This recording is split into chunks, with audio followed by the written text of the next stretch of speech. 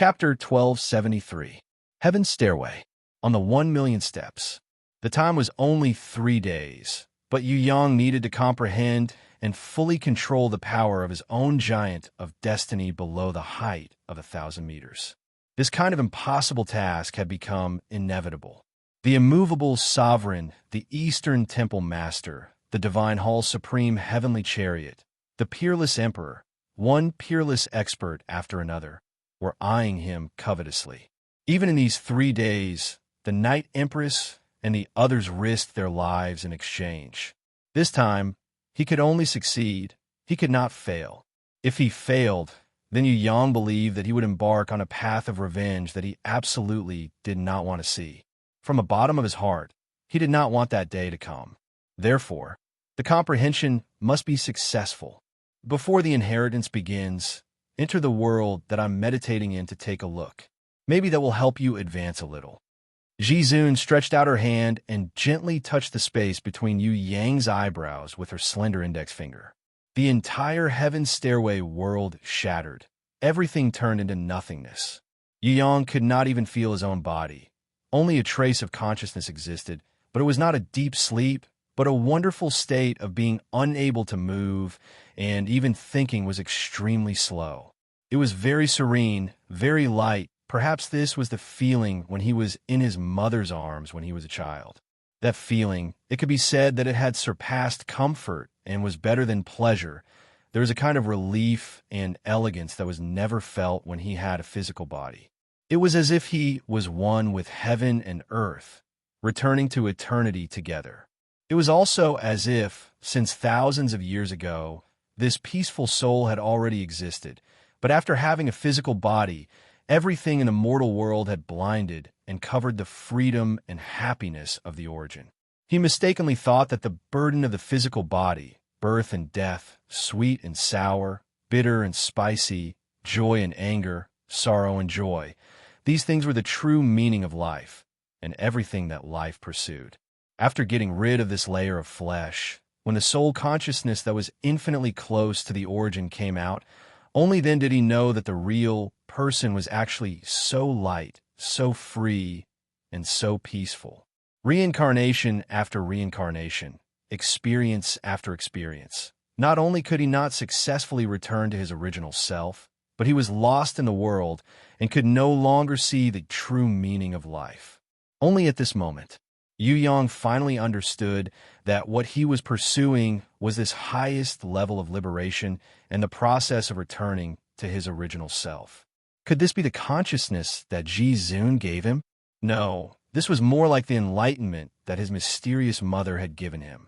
It could also be that the heavenly sword goddess was guiding him on the true path of cultivation. However, it didn't matter who enlightened him. What was important was that he understood his final goal. He also understood the meaning of his existence. In that instant, Yu Yang was so touched that even his soul trembled. No words in the world could describe and express that kind of excitement and happiness. It surpassed everything, including fate, time, space, everything in the world. Just as Yu Yang was about to devote himself to fusing with this true origin and return to his original self, thoughts and desires popped up from the depths of his heart like bubbles, instantly wrapping Yu Yang's soul in them.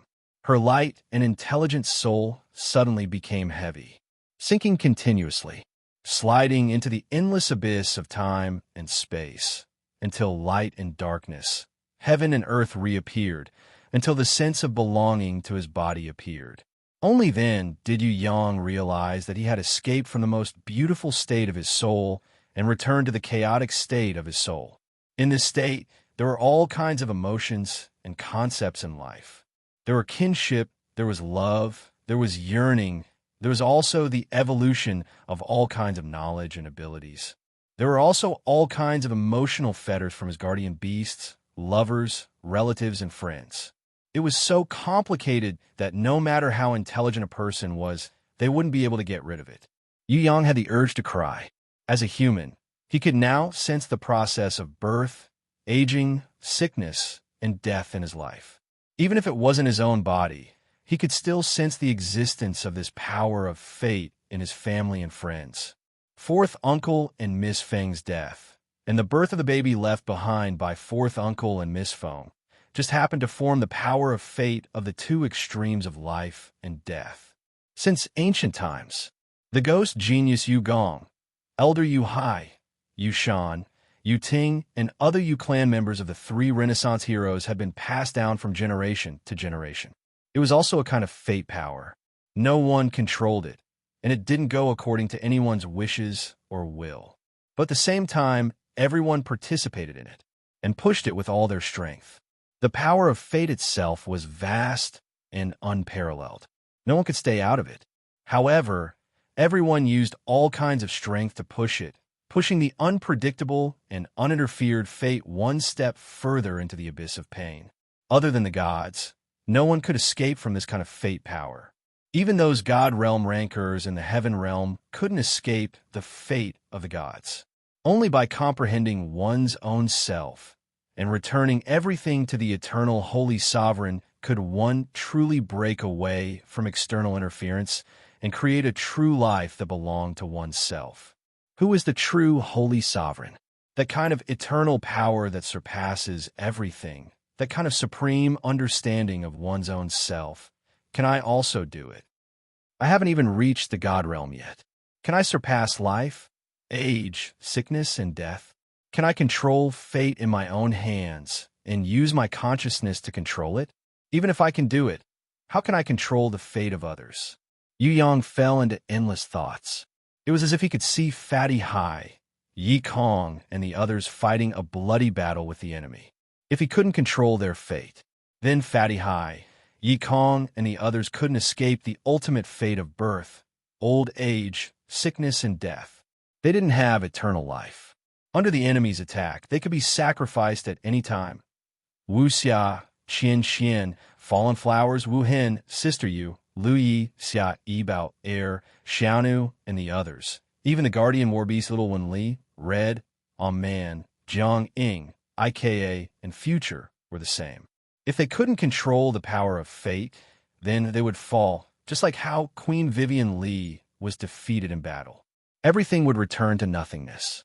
No matter how bright their lives, no matter how glorious their achievements, no matter how glorious their battles, they would all be annihilated in the river of time.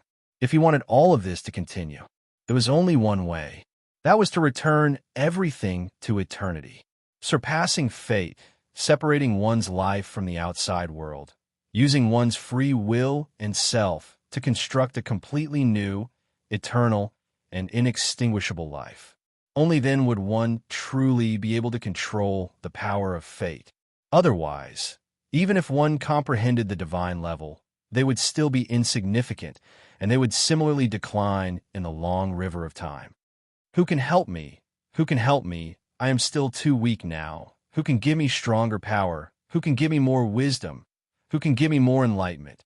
Such thoughts appeared in Yu Yang's heart. He saw his own self and understood fate. What he lacked now was to improve himself. Boom!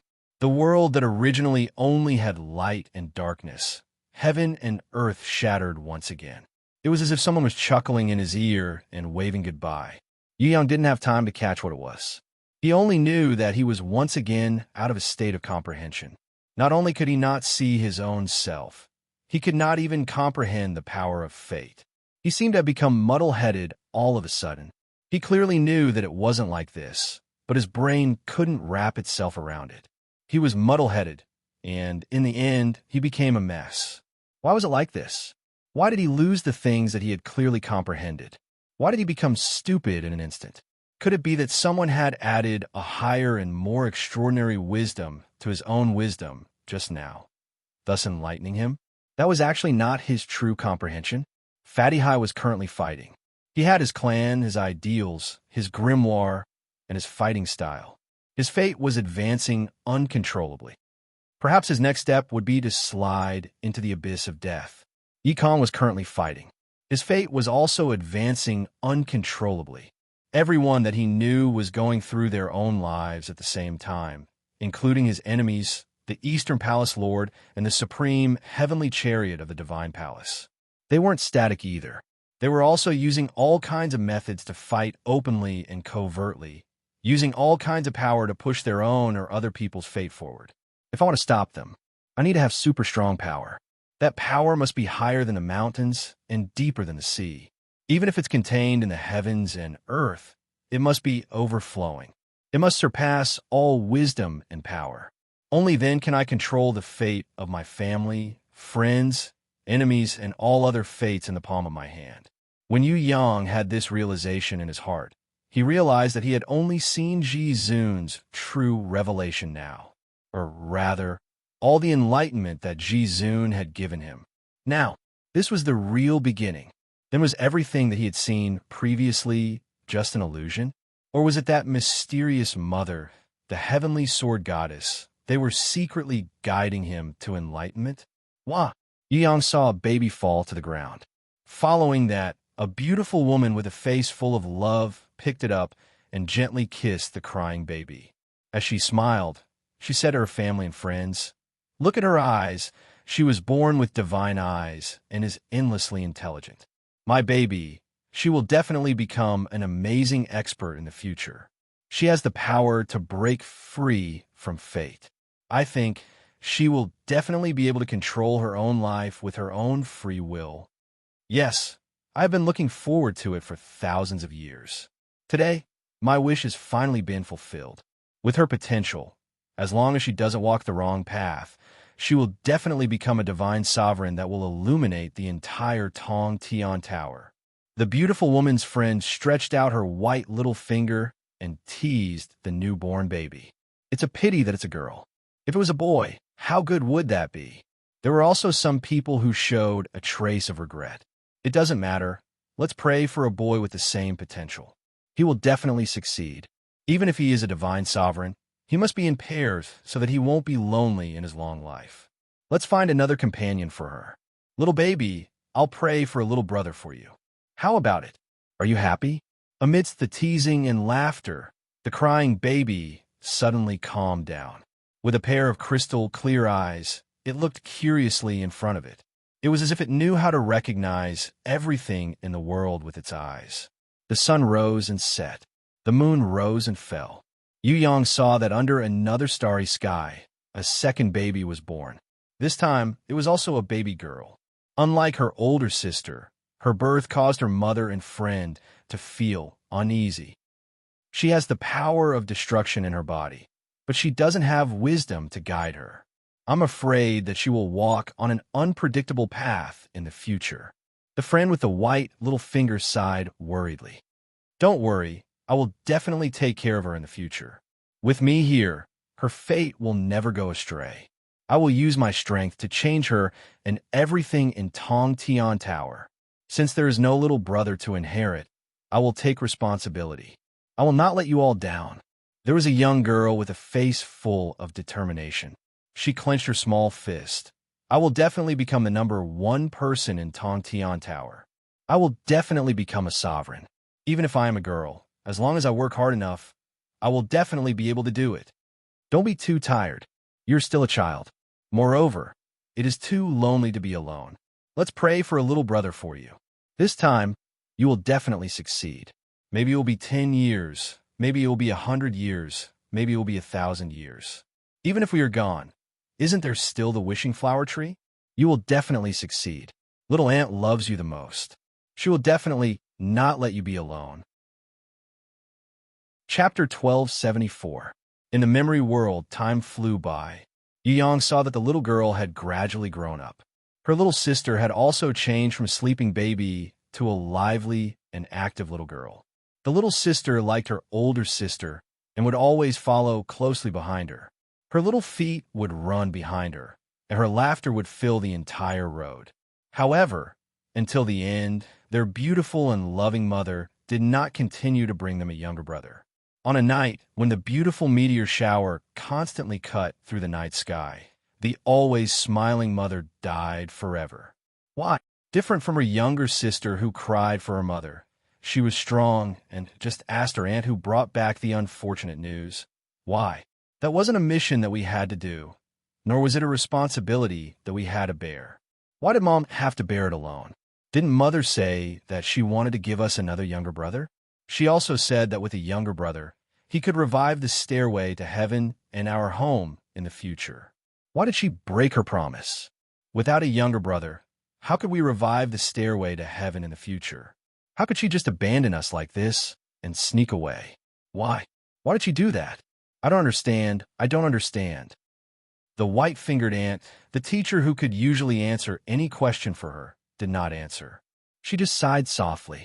On another night, when a meteor streaked through the sky, the ant who loved them dearly never came back. The ant who brought back the news slowly handed her aunt's relic, the emerald spirit ring that she always wore on her slender white finger, to the trembling Yuyang. Then she stretched out her hand, gently stroked the top of her head, and left silently. Standing under the tree of life, she held the emerald spirit ring tightly in her hand and bit her lower lip. She was unusually strong and did not cry. Blood dripped from her lower lip. Drop by drop, it dripped on her white bra like a red flower on fire.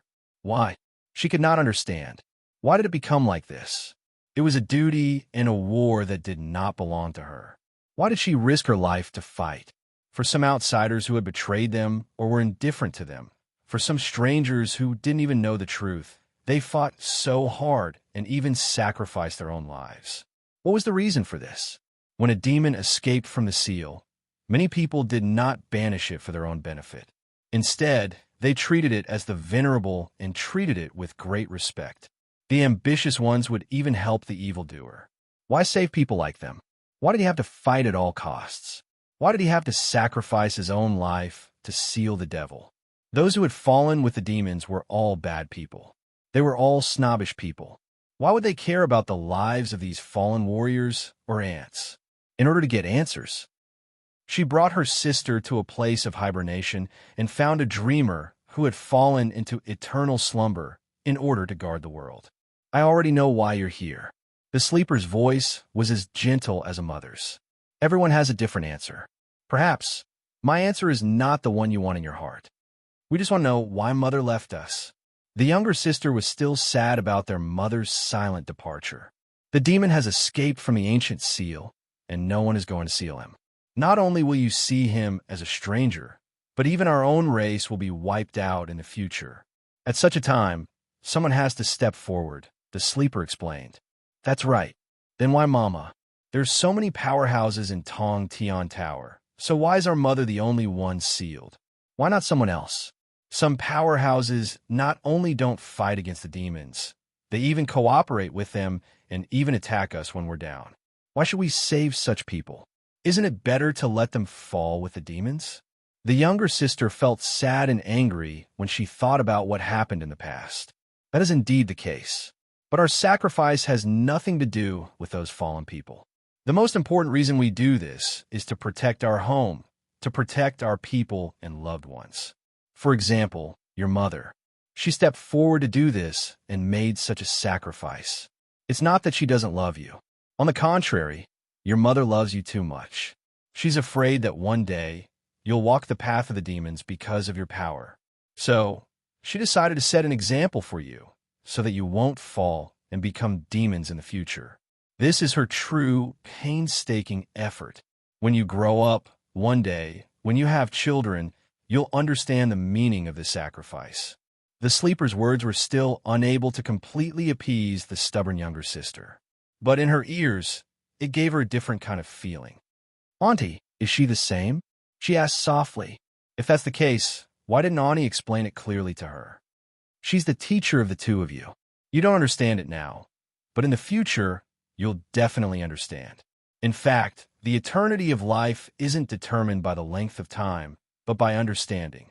Birth isn't the same as the beginning, and death isn't the same as the end. Even if they fall, their will and inheritance will always be there. Your growth will always be under their protection, just in a different way. The last thing your teacher gave you is a kind of understanding that allows you to abandon fear and pain. It's a kind of awakening that can be carried through the entire world until eternity. If one day you can understand it, then you'll have truly grown up. The sleeper said something that puzzled her at that time. I don't understand. She couldn't understand, nor could she agree. No matter what, Mama, Auntie, and everyone else are all dead. They're gone forever. Mama abandoned us and left by herself. She said she would accompany us for life, but she didn't do it. Mama, she lied to us. The younger sister cried sadly and aggrievedly. She also wanted to be with you, but even a god will fall one day. Moreover, the sleeper sighed softly. Is it because I'm too weak? She suddenly had an epiphany in her heart. Yes and no. The sleeper explained ambiguously.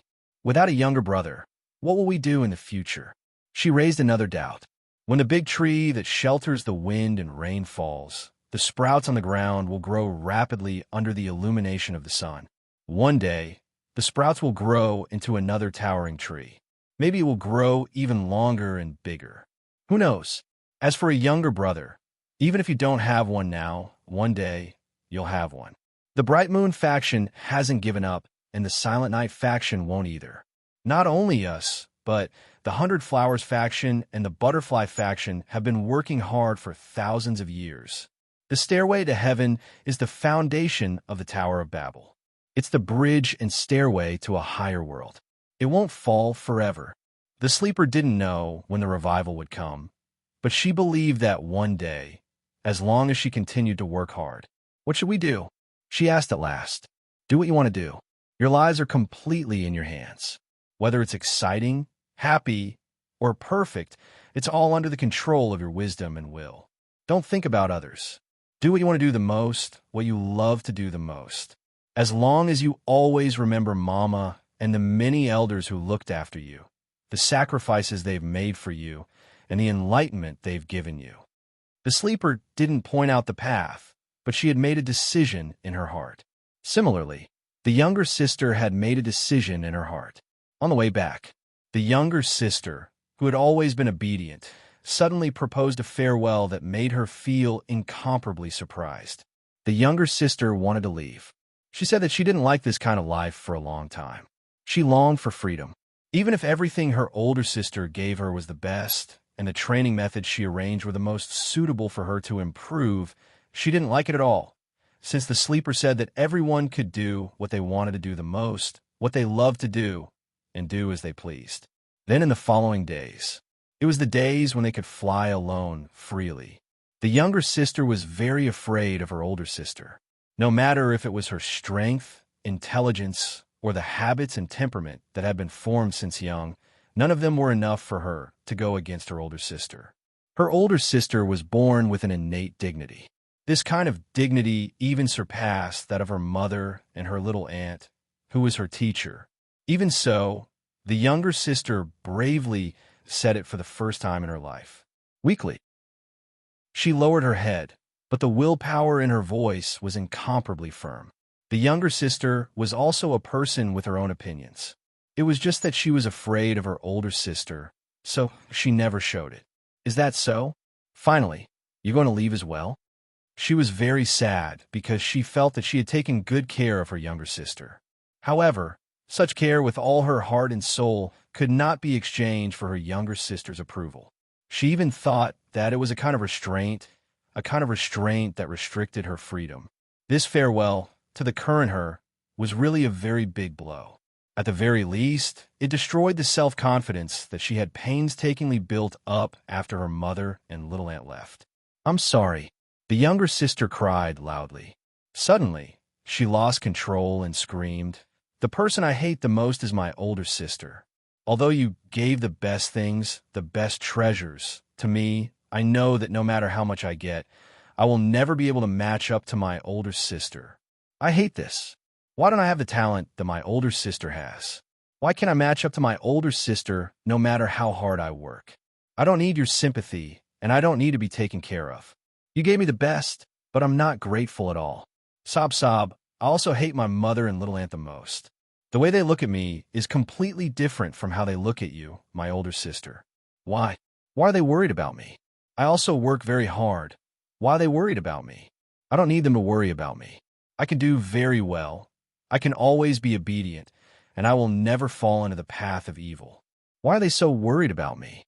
Even if they don't say it, I know that they are very afraid of me. Why do they want to arrange my life? I am not anyone's chess piece. I can prove that. I could do very, very well on my own. hearing the words in her younger sister's heart. Her heart, the vibration was very strong. She had never thought that her younger sister would have such thoughts, and she had never imagined that she would have such psychological pressure. Perhaps freedom was the most important thing. Since that was the case, then let her do as she wished. Everyone had their own life, and her younger sister's life should be decided by her own will. As her younger sister wailed loudly, the strong-willed her younger sister took a deep breath. She regained her usual rationality and calmness. She turned around and left. For the first time, she left her younger sister behind in the outside world that she was worried about. The lonely figure under the bright moon looked very lonely, but the strong-willed her footsteps were still steady. She gently stroked the emerald ring and the white jade pendant that were strung on her neck. These were the belongings of her little aunt and mother. As long as she carried them with her, she would feel endless power, as if her little aunt and mother were by her side to protect her. Now, even if I am the only one left without my younger sister or brother, I can still do it. She gently clenched her fists and looked up at the clear night sky. Her godly eyes were shining under her long eyelashes. Her radiance was 1,000 times brighter than the brightest stars in the sky. Mother and little aunt, I won't let you down. Even without my younger brother, I will still become the best in the world, and I can still do my best. Chapter 1275. Time passed bit by bit in the lonely and arduous training. Unknowingly, 100 years had passed. Yu Yang could see that for a whole 100 years, the lonely her almost never left the valley of life where she cultivated. Her stubborn younger sister never came back. Even her aunt, the only relative she had left, rarely came to visit her because she had taken over the sex affairs. She had no time to spare. Just like that, he cultivated alone, with only the bright moon in the sky as his companion, with only his lonely shadow accompanying him. He cultivated alone, forgetting himself. Only when he was about to fall asleep from exhaustion would he look up at the starry night sky and recall his mother from back then, as well as his aunt who was his first teacher, who had taught him how to grow up. His innate realm had advanced rapidly, and his domain power had gradually been comprehended with the help of his god eyes. His supreme martial artist was born without a teacher, and it was continuously perfecting itself. He had used the sword of life during a breakthrough in his mind, the black piece that shattered space, the rainbow chord trio, the seal of eternal nirvana, and the sunlight illumination that could illuminate the entire world and annihilate everything in its path, and so on and so forth. One after another, he comprehended and realized them in his lonely and bitter cultivation. When her aunt came to see her on the 100th anniversary of her mother's death, she didn't need to give her a war god guard anymore. She already had a unique humanoid divine weapon.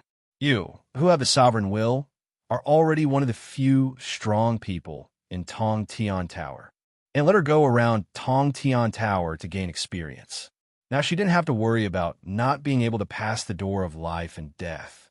As long as she was willing, Aunt could even let her travel to Heaven Realm to train. In just 100 years, she would have grown to a super high realm that Aunt couldn't compare with. But I'm still not the number one person in Tong Tian Tower. She chose to continue training and chose the lonely path of the sovereign will. It's very difficult for girls. Aunt sighed. Although she didn't want to hurt her, there was a cruel fact. Tong Tian Tower had never had a woman become the number one person in the world. Even the most powerful conquering queen, Fei Wan Li, had only risen to the peak of the Heaven Realm after she left Tong Tian Tower and continued to grow. Her Majesty, the Snake Demon Queen in Tong Tian Tower, was actually not the number one person in Tong Tian Tower. Of course she knew, but she didn't have a brother. She was the only one who could fulfill her mother and aunt's last wishes. Moreover, she had enough confidence that she would definitely become the number one person in Tong Tian Tower. She would become a supreme being that could look down on the entire world. I don't lack talent, nor do I lack diligence. One day I will succeed. She looked up at the horizon. That pair of beautiful divine eyes exuded confidence and determination that could make the moon lose its color. Yu Yang felt the same way. At that moment, he suddenly had the urge to hug her tightly. He did not know when it started, but he had also been training hard like this. He also carried the expectations of the heavenly sword goddess, the hopes of his mother and fourth mother whom he had never met before, and the pressure of his little sister and lovers. For the sake of his future, for the sake of his happiness, he also trained hard like this every day. No one knew, and no one could understand, how hard it was, how lonely it was behind that hard work. Yu Yang had a feeling. It was the same as him. At the very least, they were strangely similar. Other than their gender and thoughts, they were almost the same in every other aspect. Cultivation was too bitter. This kind of pain was something that others could not understand and could not dilute in the slightest. It came from the bottom of the heart and was deeply imprinted in the soul. That kind of pain that destroyed the pressure countless times and rebuilt the confidence countless times finally turned into strength through sweat and awakening. Bit by bit, it forged herself. There was no goal, and he did not know when the end would be. He could only rely on himself to explore. He wandered between success and failure endlessly. Only when he was destroyed and reborn would he be able to obtain the sweetness of success, the birth of strength, and the taste of happiness. It was too difficult, it was too bitter. Yu Yang could understand that kind of pain and could completely understand that kind of lonely growth. He even felt that she was in more pain than him, because behind him there was still the heavenly sword goddess and the sword Chi Little Lowly. Even if he trained alone, he still had them by his side. It could not be compared to her training alone for 100 years. He looked at her from the void, empathizing with her. He looked at her as she spent another 100 years in the valley of life, sweating like rain. Holy Grimoire. When her summoning grimoire leveled up into a unique holy grimoire, she did not even have time to rejoice. An unfamiliar sword servant brought her a piece of unfortunate news. In the end, her aunt also died. The Bright Moon lineage no longer had any elders. Without a leader, the Bright Moon lineage could only send someone to ask her, the successor who was like a martial arts fanatic, if she was willing to leave the Valley of Life and inherit the position of sect master of the Northern Moon Mystical Immortal Pavilion. Because they already knew her character and temper, no matter if it was the elders of the Fairy Pavilion or her aunt before she died, they did not think that a martial arts fanatic like her would agree to take over the position in the secular world. Perhaps it was because they want to give a try, but the Celestial Spirit Pavilion sent out their most eloquent flying star sword servant to inquire about her wishes and intentions. "Where's my sister?" She did not understand. Other than herself, wasn't there another sister who was also a successor? The little princess has already entered the demonic palace and became the youngest and most talented little sky demon, Sky Law. We want to look for the little princess before. In fact, it was the little princess who asked me to come and find you. The Flying Star Sword Servant had the best eloquence in the world and was praised by everyone in Tong Tian Tower. But in front of her, under the majesty of the Supreme, that looked down on all living things, she could not even speak a complete sentence. "I understand." She nodded lightly. 3 days later, the North Moon Fairy Pavilion had a new sect leader with a god's eye inherent skill. She was known as the sect leader Ming Xin. In the next 10 years, she, who had taken over the Northern Moon Fairy Pavilion, never left the sect for even a single step. She had always been training the female disciples that she had selected from all over the soaring dragon continent with her divine eye's inherent skill, as well as the sword servants, sword guards, and sword slaves that the sect had specially selected. She did not officially accept any disciple, but in the entire sect, as long as she gave pointers, anyone, no matter if it was the strongest elder or the temporary outer disciple, would have a huge breakthrough. The North Moon Fairy Pavilion, which was originally the closest to the decline of the four great sects, suddenly had a new lease of life. They once again caught up to and surpassed the other three sects, leaving their opponents far behind. They were promoted to a whole new realm that the entire sect could not believe. All of this was because of her arrival.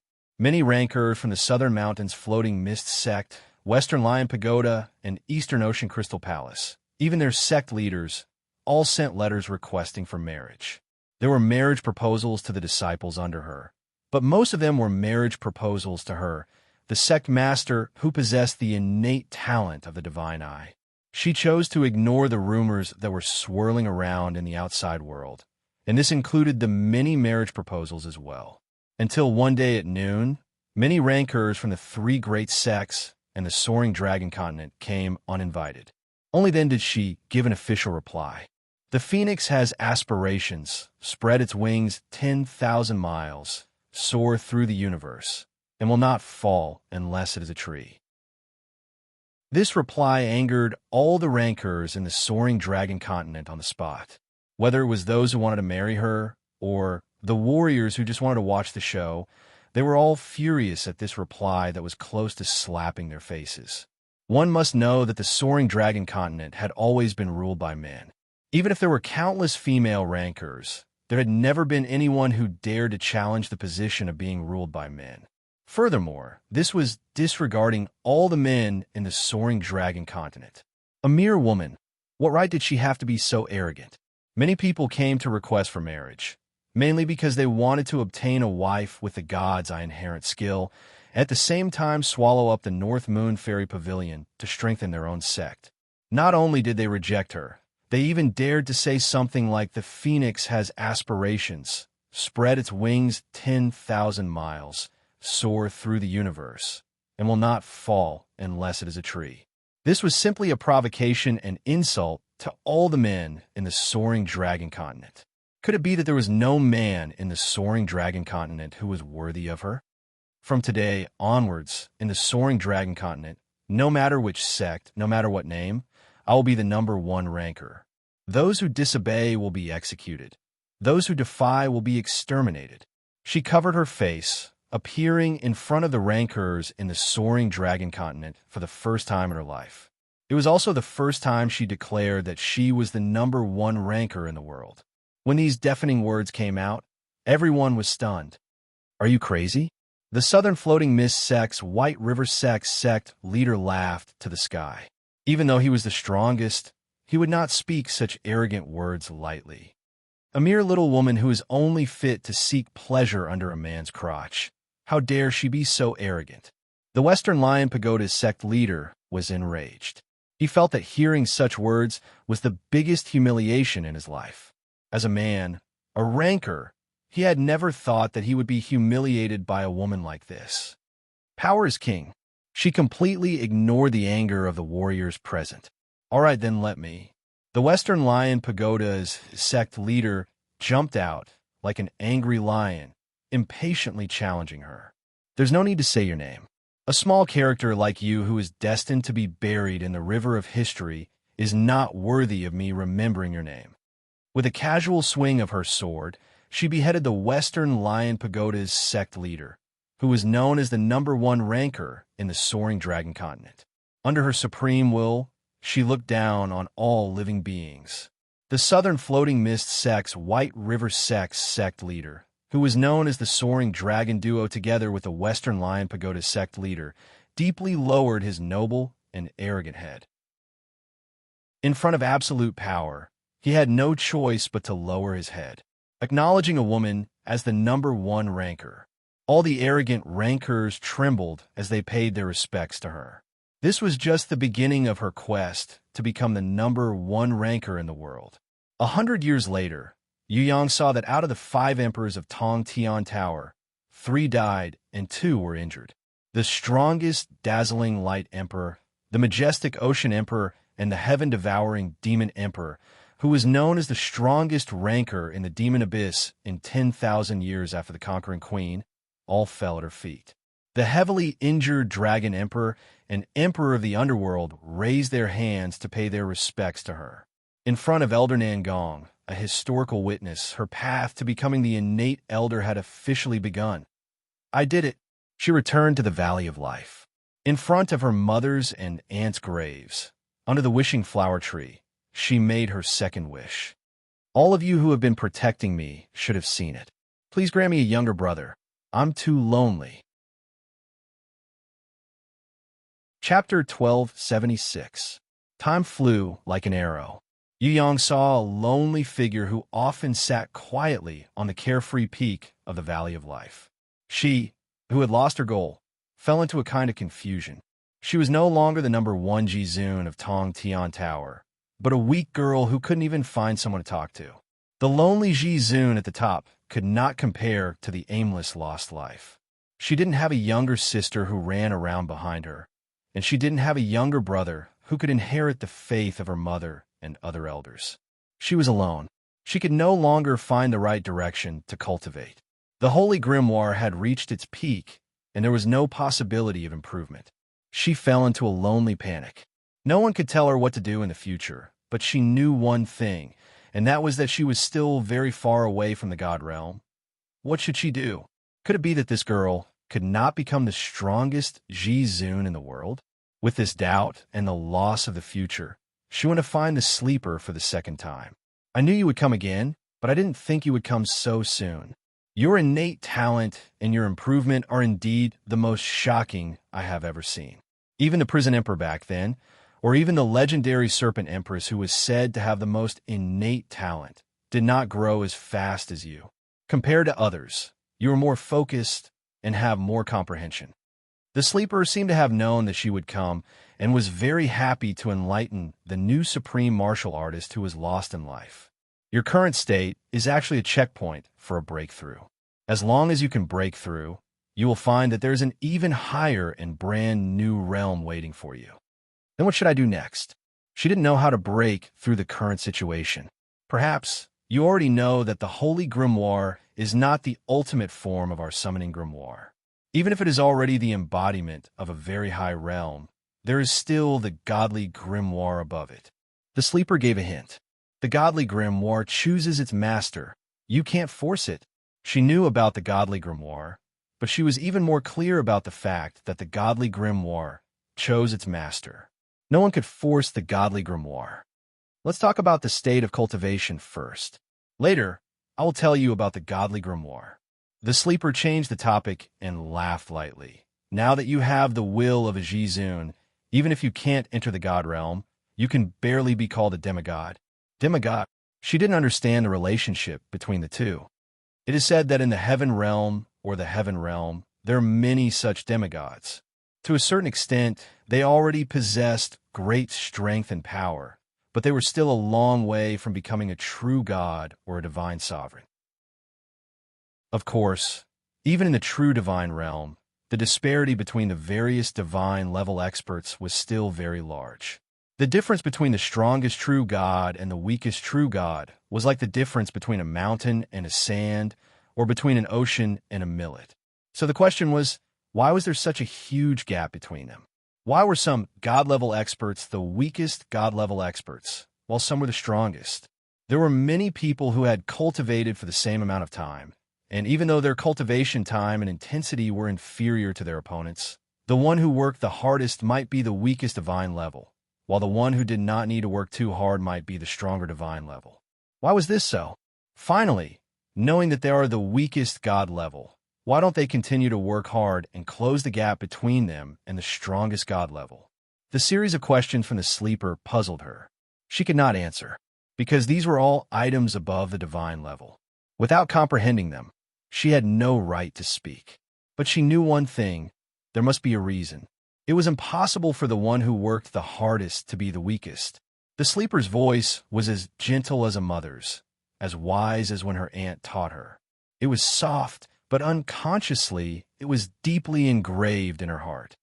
The reason is very simple. Because after advancing to the divine level, it is very difficult to continue cultivating, and it is also very difficult for one to improve much. Even with the accumulation of a long period of time, the improvement is relatively small. That kind of gap cannot be closed through hard work after the divine level. This is the truth. The sleeper told her a truth that ordinary warriors could not possibly know. Why is it so difficult to improve after advancing to the divine level? She was very confused. Wasn't it easier to cultivate at a higher level? Humans are the easiest to cultivate. The sleeper smiled. Only the human body is the easiest to cultivate. But aren't humans the weakest life form? She asked curiously. Yes, humans are the weakest life form. Not only are they the weakest, but they're also the most bitter and tired. Birth, old age, sickness, and death are companions for a lifetime. Their fragile bodies are controlled by all kinds of irresistible laws. For example, when they are hungry, they need to eat. When they're thirsty, they need a drink. Apart from these, there are also all kinds of pain and torment of physiological functions. When they are tired, they need to sleep. When their desires are high, they need to vent. When their emotions are high, they need to be excited and depressed. Regardless of whether they laugh or cry, or are lonely and silent, they are all part of the process of life. In this short and unpredictable life, they grow up at high speed and age at a high speed. In the end, they die of old age and illness. It can be said that many people can't escape this invisible but ever-present fate throughout their lives. In this painful process, there are also countless lust fetters, all kinds of gratitude and grudges, and all kinds of selfishness, perseverance, and even evil habits. All of these are messed up their minds. They don't even have a chance to breathe. They are always immersed in it and drowned in it. The social organizations established by humans are like a quagmire that devours the people who belong to it. No one can escape. If that's the case, then why is it the easiest to cultivate? She completely did not understand why this was the case. Perhaps this is the wish of the ancient great god, or perhaps this is an extremely rare opportunity. The sleeper explained like this: becoming a human is a kind of opportunity? She was completely shocked. Yes, haven't you noticed? All war beasts, no matter if they're guardian war beasts or normal war beasts, if they want to truly grow into a divine beast, they must evolve into a human.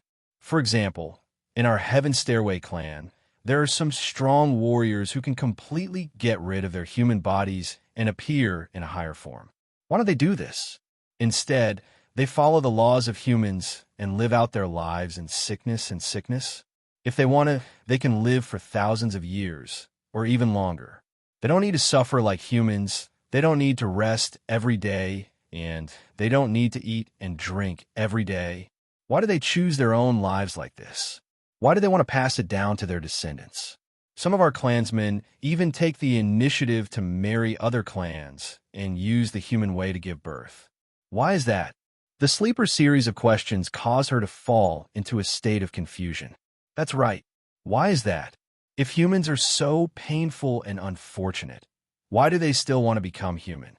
Even if they become human, why do they want to choose the same fate as humans, instead of living freely and unfettered? Could it be that becoming a human was really the greatest opportunity for every life? What was the answer? Becoming a human is very difficult. The sleeper first affirmed, it is extremely difficult for any life form to become a human.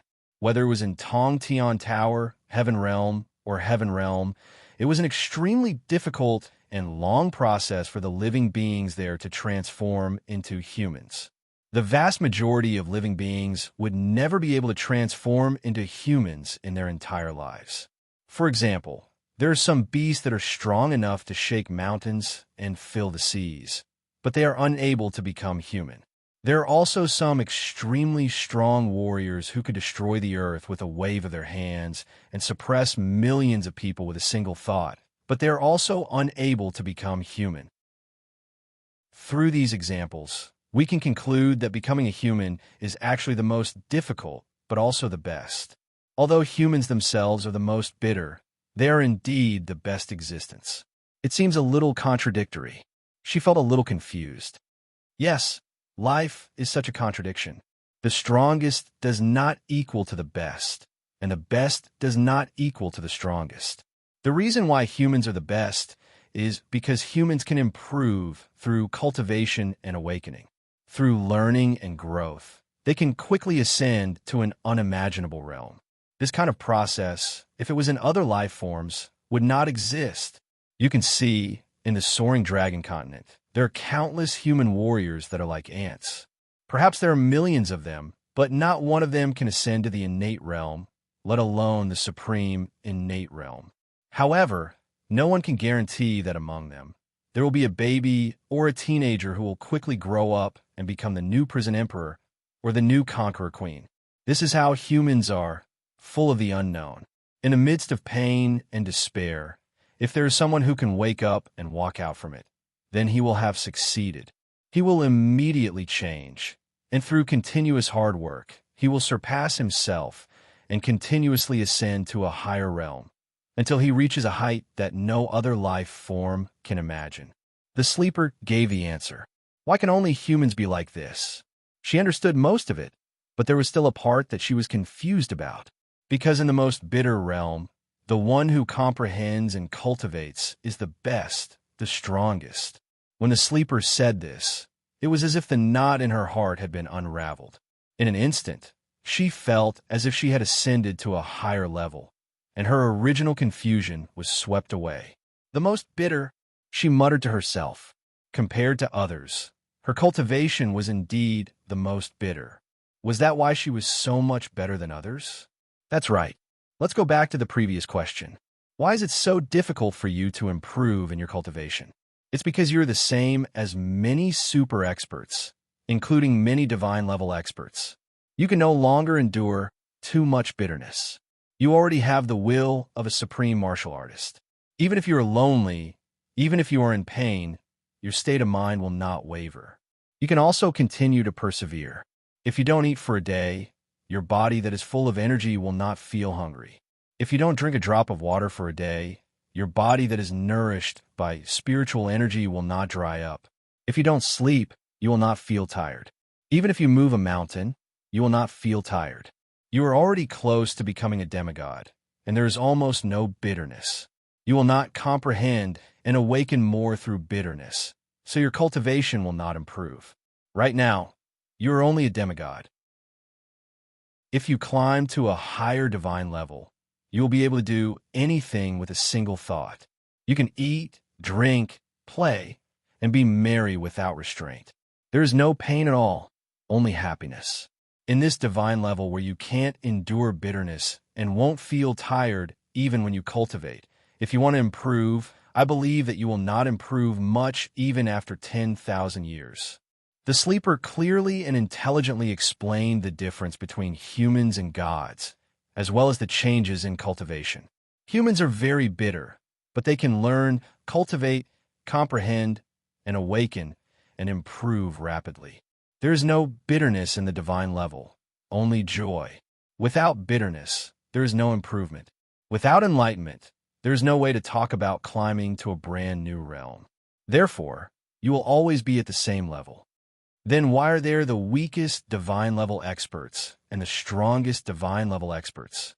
She had a new question. If they were all cultivated, shouldn't they all be in the same realm? Everyone should be the same. So why was there such a big difference? The method of cultivation is different, and the pain you endure is different. Naturally, the realm of enlightenment is also different. The sleeper smiled. This is what I wanted to tell you. For example, you have cultivated for 100 years, but you are stronger than others who have cultivated for 1,000 years. Why?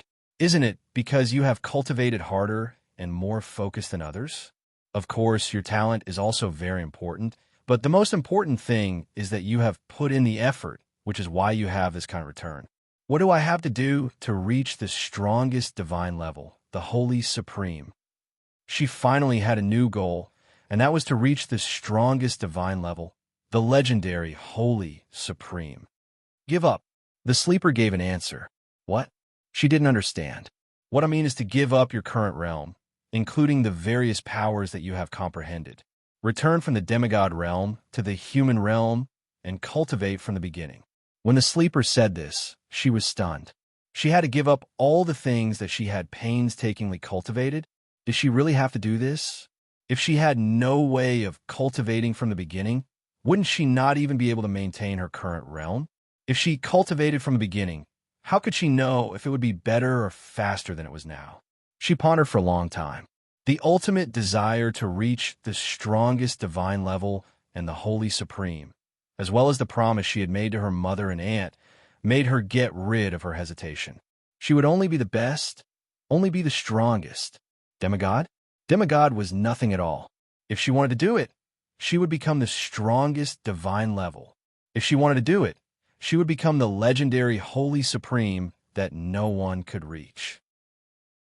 She clenched her fists, and the light that shot out of her eyes was even purer and more intelligent than the bright moon in the sky. She took a deep breath, and with the Holy Supreme's will, she firmed her ambition and also firmed her heart of cultivation. At this moment, although she spoke softly on the surface, it had the power to overturn rivers and overturn seas, and from this moment on, her fate had completely changed. She had embarked on a path that no one could predict, the Holy Supreme. I want to cultivate from the beginning. She had decided to be the best she could be, to become the strongest Holy Supreme. Cultivating from the beginning means giving up your current situation, but it doesn't mean that you have to erase everything that you have comprehended. You just need to temporarily seal those things and store them in another space, so that they represent one realm of yours, one time of comprehension and one time of cultivation. On the day that you finally succeed, on the day that you become the Holy Supreme, you can take all of them out, combine them perfectly, and build a world that belongs to you. On that day, you will understand that you have reached that realm and what you have. At that time, you'll be a true God, a true Holy Supreme. Cultivation is not something that can be achieved in a day or two, nor can it be completed in 1 or 2 times. That painful process requires a long and tortuous tempering. Until you reach the limit of what you can bear, only then will you achieve yourself. The dreamer comforted her with kind words, making her feel at ease. At the same time, he explained that whatever she comprehended, whether it was wisdom or power, would never be lost. Next, what should I do? She felt that an unprecedented door of cultivation was slowly opening in front of her. First, turn the holy grimoire into a bronze grimoire and seal everything you have, including all of your power, on your guardian beast. Let her replace you and become a demigod, while your original body will return to being a human and cultivate from the beginning. The more you recultivate, the longer and more bitter the recultivation process. Then in the end, your achievements will be greater and higher. The dreamer set a method that she didn't dare to believe her own ears. At the same time, he imprinted an extremely precious recultivation secret method that no one in the outside world knew about in the depths of her soul. What if I fail to recultivate? She suddenly had a kind of worry. Only those who break free from fate will succeed. This is the ultimate transcendence of a human. If it is a human, they will be controlled by fate for their entire life. Only when a human becomes a Holy Supreme and controls their own fate, then that is true success. Those who only destroy and do not create are false gods. Those who have destruction and can also create are true gods, but not Holy Supreme. Only those who surpass fate and exist eternally are true Holy Supreme. This path simply does not allow for failure. In the end, you must succeed, otherwise, even if you become a true god, you will still fail. This was the greatest difficulty and also the greatest pain. Even true gods would fall one day. Only the eternal, holy, exalted was eternal. Do you understand? If you don't succeed in the end, then everyone below the Holy Supreme is a failure, including you, and those divine level rankers who think they are high above. If a person, in the most bitter and difficult situation, under the interference of all kinds of desires and love, still wants to become a Holy Supreme and continues to work hard for it, then that is the most precious embodiment, and also the ultimate will of the ancient great gods. All the famous and unknown ancient great gods, they all hope that their descendants will be able to break free from fate, jump out of the most bitter situation, and step into eternity. What we need to do is to carry out this will. This is the reason why we can have summoning grimoires. This is the reason why summoning grimoires exist. The dreamer said a secret that was close to heaven's secrets. Like this? She was stupefied. Not only her, even Yu Yang, who had experienced her entire life, was stupefied. The truth was actually like this. The real goal of becoming the owner of a summoning grimoire was not to become a strong person, to satisfy one's various desires by bullying the weak, but to break free from fate, to find one's true self in eternity. In that instant, not only she who had heard this secret, but also Yu Yang, who had also experienced it now, felt their hearts expand in an instant. The world became smaller. Some kind of wisdom flashed in his mind, like a warm flow of wisdom filling his entire body and soul. He finally understood and finally knew the true meaning of life. The ultimate goal of training was to find one's eternal true self, not the current him who was lost on the path of life, but the even higher him who was eternal in the holy supreme realm. In that completely eternal world, there would no longer be birth, old age, sickness, and death, no more suffering and misfortune. Although it was unimaginable, he believed that it would be an incomparably perfect existence. In that eternal world that belonged to his own will, he would return to his original self and live together with everyone else. Yu Yang wanted to shout out loud. He felt that his entire life and the entire world of his soul were changing, sublimating. He had an urge to immediately start training. Don't hesitate. Don't stop halfway. Eternal holy supreme realm. Transcend fate with everyone else. Only then would he not have to worry about any strong enemy attacks or all kinds of life and death separations. I don't know how many times this kind of retraining will take. Maybe some people can do it once. Maybe they need to retrain 10 times, 100 times, or even more. But I know a secret. When you reach the ultimate holy supreme realm, even if you don't have a grimoire to recognize you as its master, you will have your own grimoire. Of course, in the middle, because there are too many disturbances and damages, the seniors who protect us will definitely help us.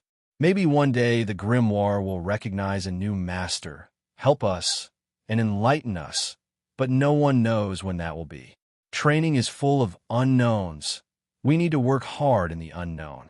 Even if we don't have a grimoire, we need to make our own summoning grimoire into an eternal grimoire.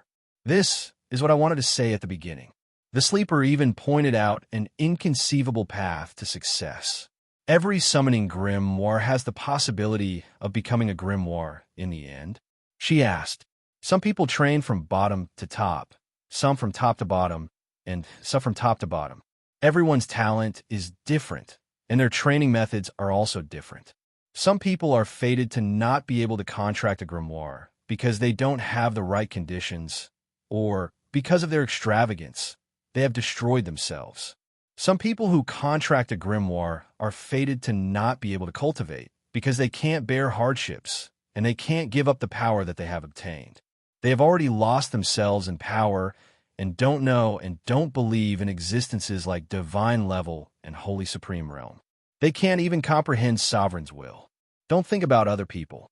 I want to say, only those who have at least comprehended sovereigns will have the qualifications to advance towards divine level. Only those who put in more effort and have the greatest talent and wisdom have the qualifications to reach the ultimate holy, supreme realm. Don't think about other people. Just think, are you that kind of person? Even someone as hardworking and talented as you might not be able to succeed, let alone others? Calm your heart and retrain. One day, when you truly transcend yourself, you will look back and know how much sweat and effort you have put in to finally achieve eternity. I will succeed. When she bid farewell to the sleeper, she established an unshakable confidence in her heart. This was an existence that surpassed her sovereign's will.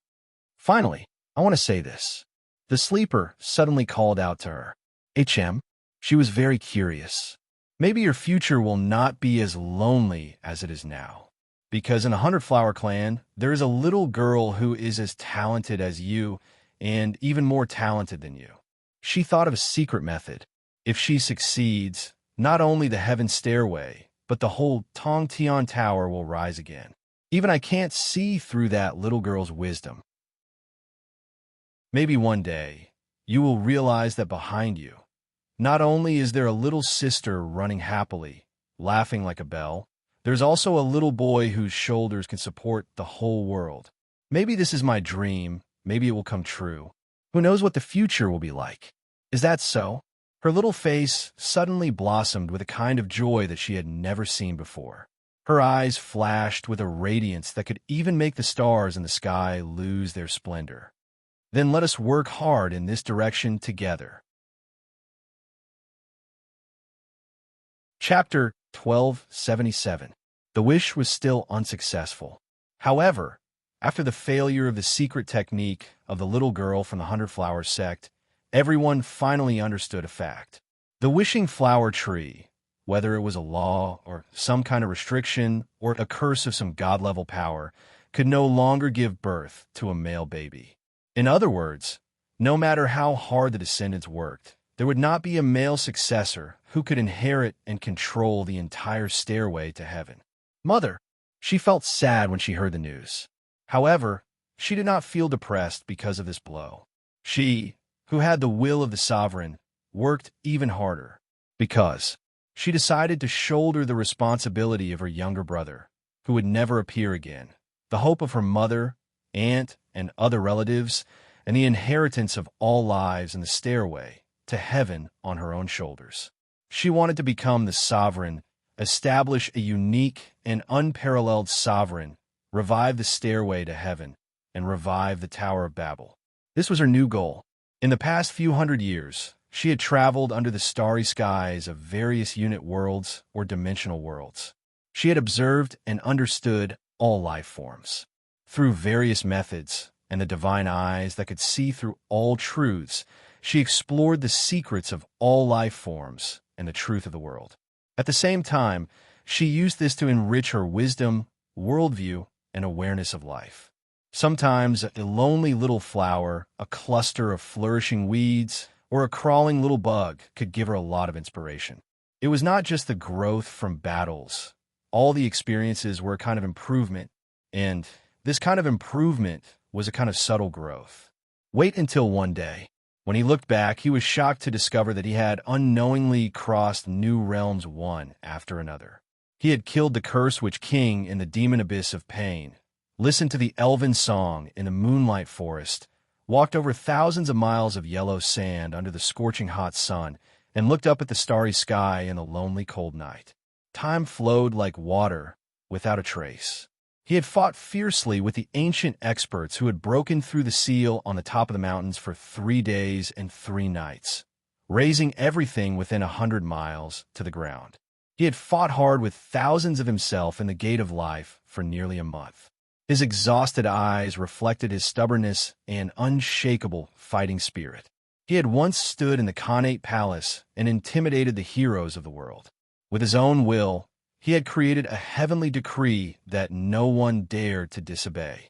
He had also stood under the heaven stairway and world tree, climbing up step by step, comprehending the various inheritances of the seniors and increasing his own wisdom. She didn't know when she would stop cultivating like this, day and night. He just knew. The divine level was still far away.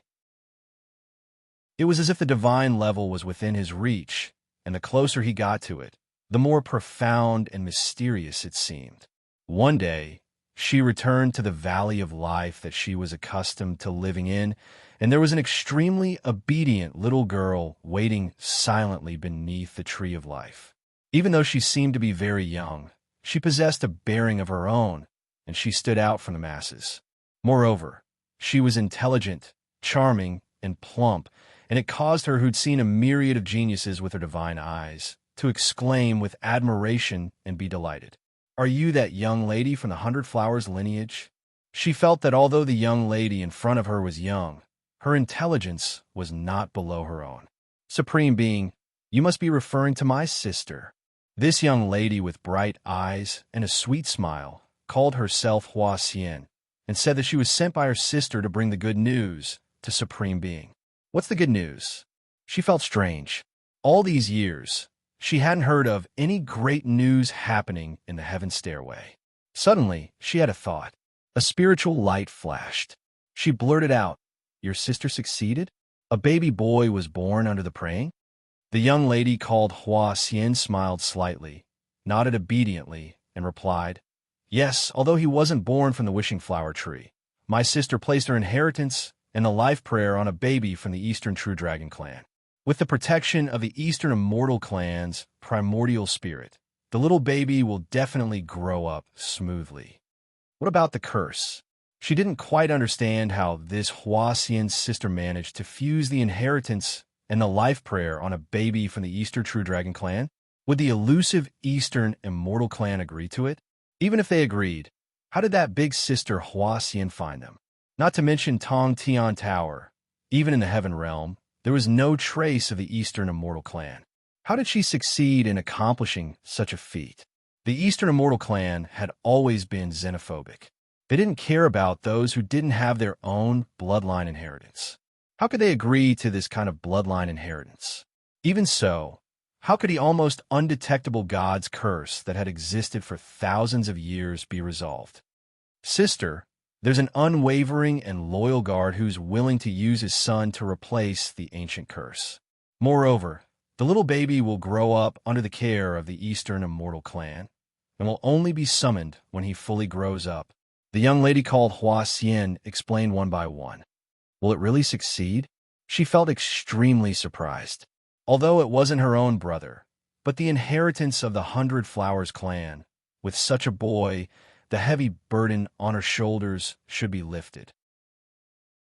Perhaps, one day, she might be able to stand in front of her mother and aunt like she did in the past, and her sister would still be laughing and joking like before, running behind her. Yes, the young lady called Hua Xian nodded firmly. What do you need me to do? She felt that this young lady Hua Xian should have another purpose for coming here, and it wasn't as simple as just reporting the good news. Elder sister said that she wants to ask you to be his guidance teacher, to watch over and guide the little baby's growth. Why doesn't she take care of him herself? This elder sister said that she's not a combat-type expert like you, so she can't teach the little baby's cultivation well. She also promised the Eastern Immortal clan a condition, that she can't directly watch over and guide the little baby's growth and can only be a mother in name. Most importantly, elder sister has already inherited the ancient wisdom, and she wants to enter the god's ruins to comprehend it. In the future, she might not come back and will cross the Heaven Realm and directly ascend to the Eastern clan's world. If Jizun doesn't agree, Huasian alone is really confused and doesn't know what to do. The young lady called Hua Xian pleaded weakly. She has already comprehended the divine level. She can even enter the god's ruins to comprehend. She was shocked when she heard this. That young lady from the 100 Flowers clan was actually an even more outstanding genius than her. Jizun? Elder sister left her divine grimoire behind, but Hua Xian can't accept it because it is elder sister's painstaking effort. Hua Xian mentioned the divine grimoire. Sure enough, there is an existence more outstanding than me. She smiled. The heavy and invisible pressure in her heart instantly disappeared without a trace. It turned out that there was a young lady from the 100 Flowers clan in this world who was more outstanding than her, more talented, more intelligent, and more perceptive. Heaven Stairway, or Tong Tian Tower, that didn't need her to support them alone, and she didn't need to work hard alone. Other than Big Sister Hua Xian, there was also him who had already been born and was still growing. He was the younger brother who had been entrusted with the wishes of his mother and aunt, but was unable to descend. He was the little man who would be able to take over the Heaven Stairway and stand proudly in Tong Tian Tower when he grew up. The bloodline of the Yi clan, the bloodline of the 100 Flowers, the bloodline of the Butterfly, and the bloodline of the Bright Moon which she was in, everyone had been working hard. She wasn't the only one fighting alone. She might have been in the past, but she definitely wouldn't be in the future, because she had them, and that him, the one who would become her younger brother but might become her disciple. All right, I promise you. I promised her in her sleep that we would work hard together. Go back and tell your sister, and thank her for bringing me such good news. She smiled, suddenly feeling that there was no longer a trace of pressure on her shoulders, and the whole world became light and lively. Her cultivation that had been stuck in a bottleneck also instantly broke through, and like a spiritual spring, she entered a whole new realm. Thank you, Jizun. Huasian also has to work hard. When the little baby grows up, he will definitely be very lonely if he is alone. Then, Hua Xian will think of a way to give him a few younger sisters. I believe that with younger sisters by his side, he will definitely not feel lonely. The young lady called Hua Xian let out a happy laughter that was as clear as a wind chime. When she left, she kept muttering to herself. Occasionally, she would also laugh softly. It was as if that cute little head of hers had thought of a good idea. Mother, Aunt, did you hear that? Not only me, everyone is working hard. Please continue to protect us. Only in Xing Tianxia, under your watch, can we not be lonely and can grow up in peace.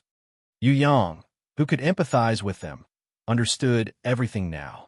He understood everything.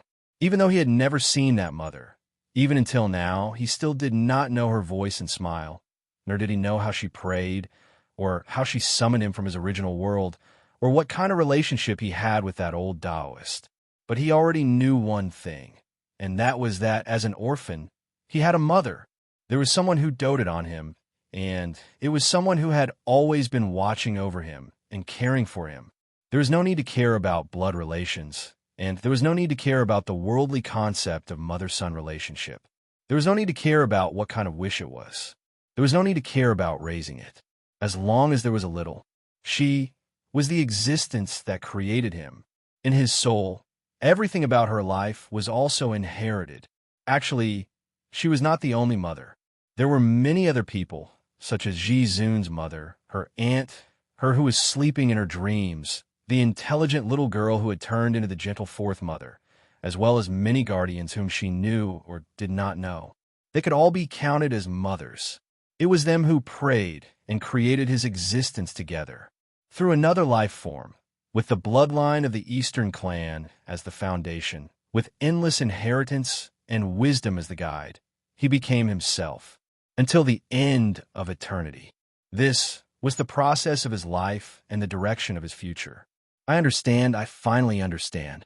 Yu Yang slowly opened his eyes and found that everything had disappeared without a trace. He had returned to the side of the bright lake on the 1,000,000th step of the heaven stairway, back in front of Ji Zun, who had used her divine sense to guide him to fuse with her entire life and all of her wisdom.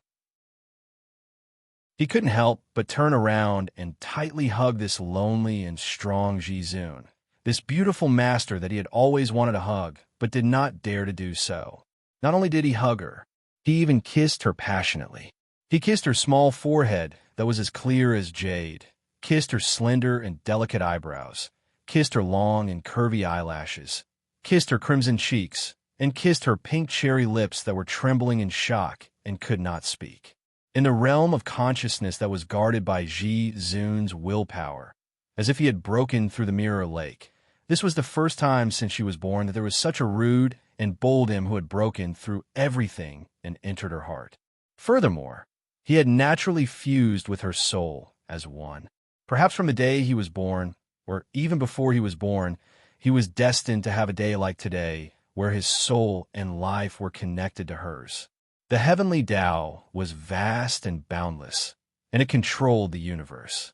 In the Star Sand world, who knew the truth behind it? Chapter 1278. Western Heaven Realm, Shihe Territory, Ling Yun Country, the ruins of Rizhao City. We finally made it.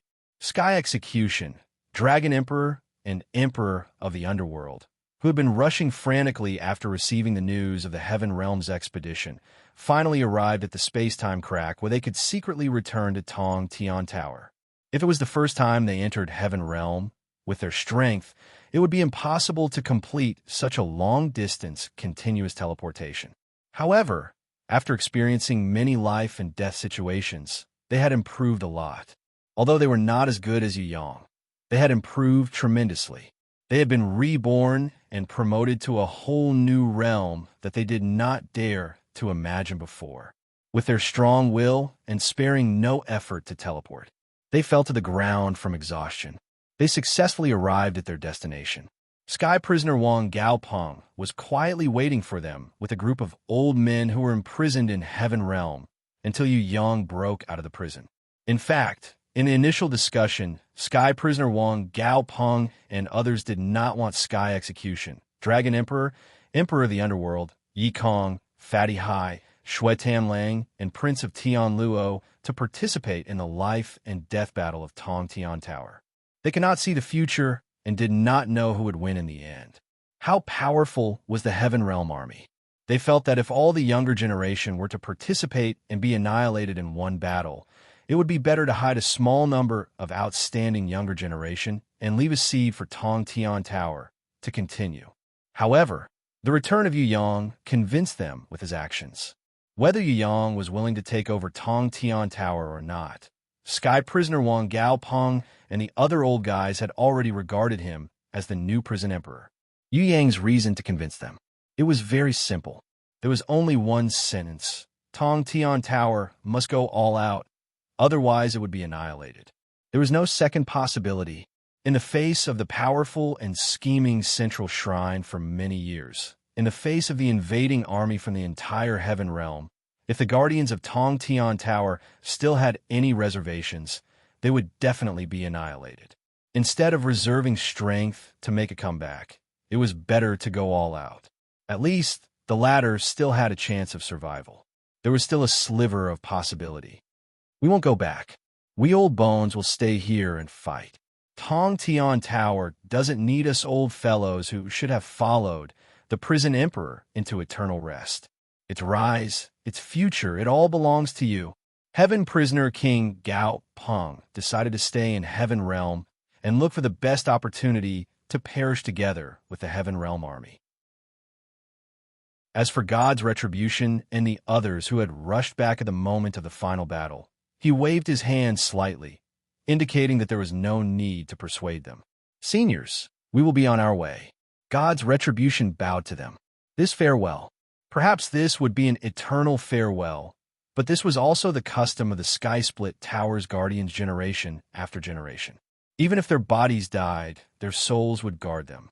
Back then, before Yu Yang had matured and the Nine Lights Heaven Queen had invaded, the old man in the demonic palace had unhesitatingly self-destructed in order to reverse the situation.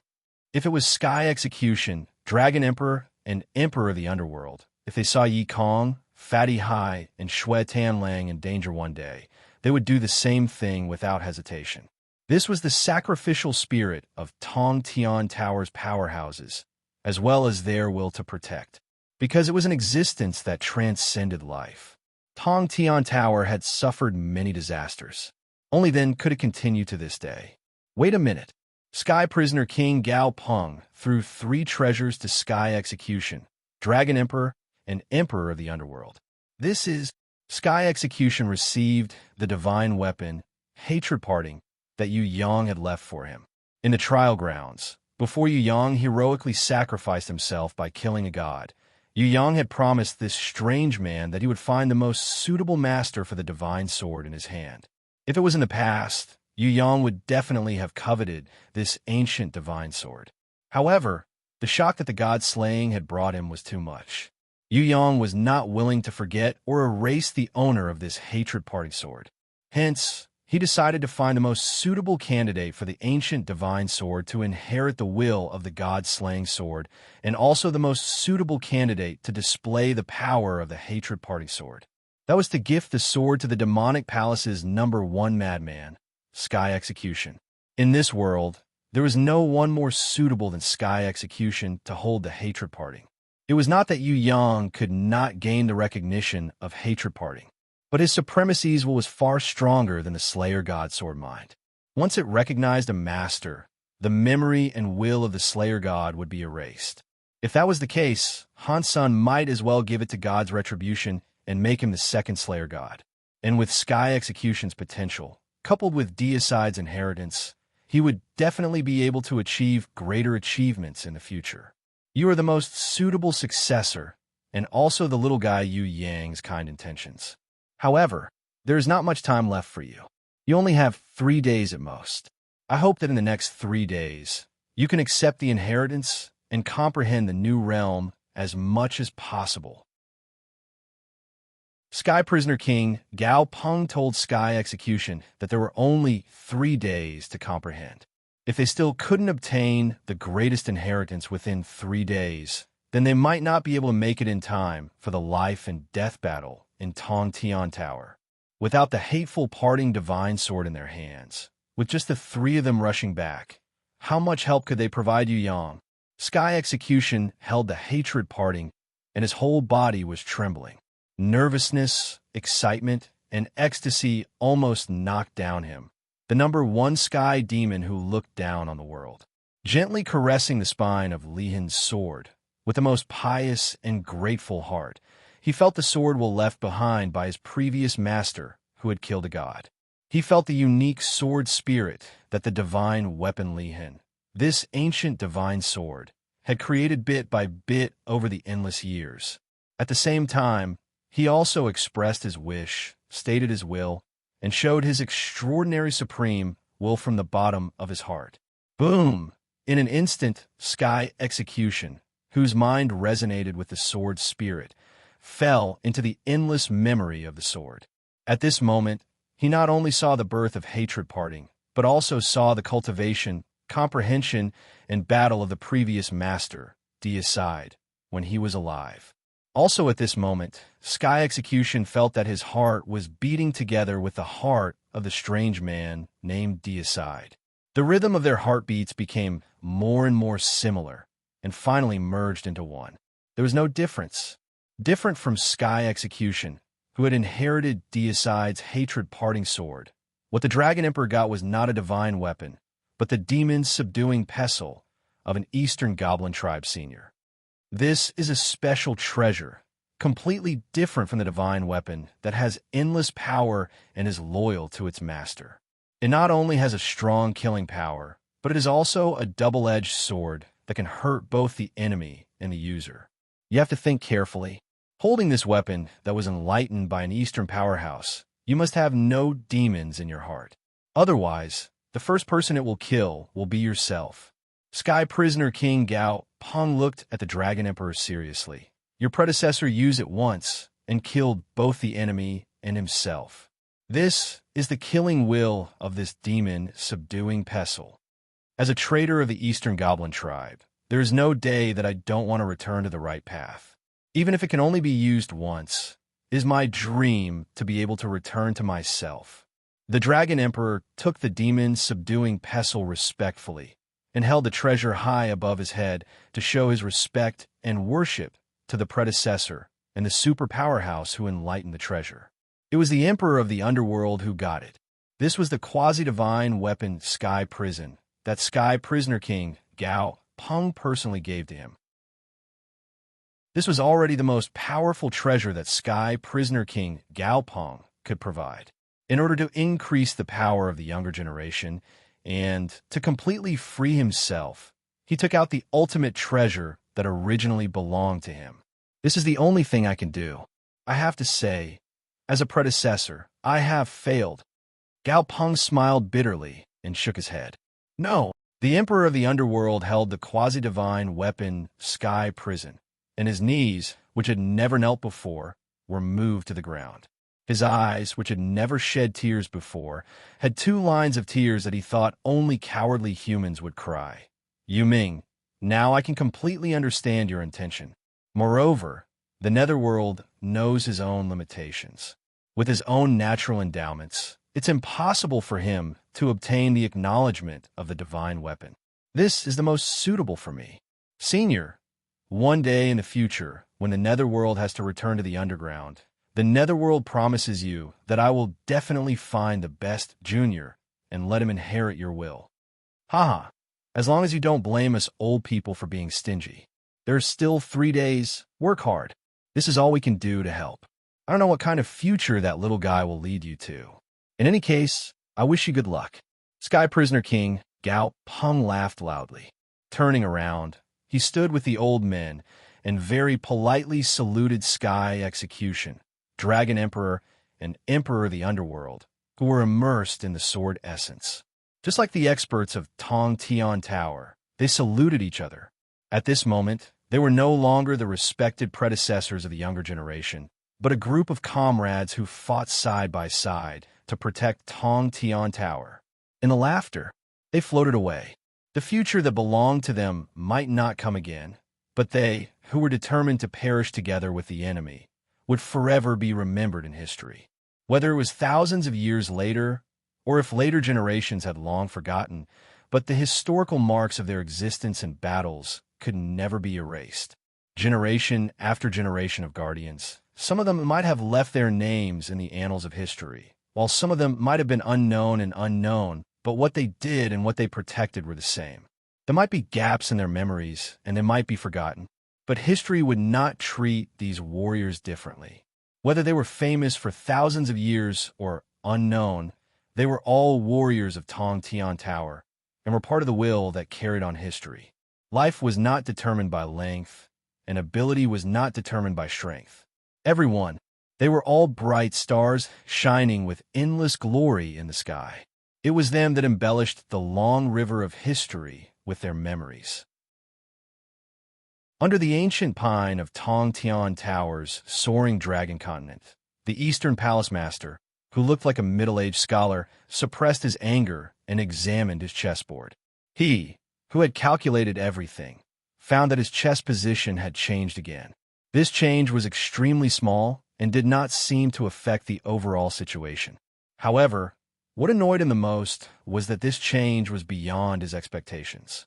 It made him feel extremely unaccustomed and disgusted by the fact that it was out of his control. They were obviously chess pieces that were controlled by him.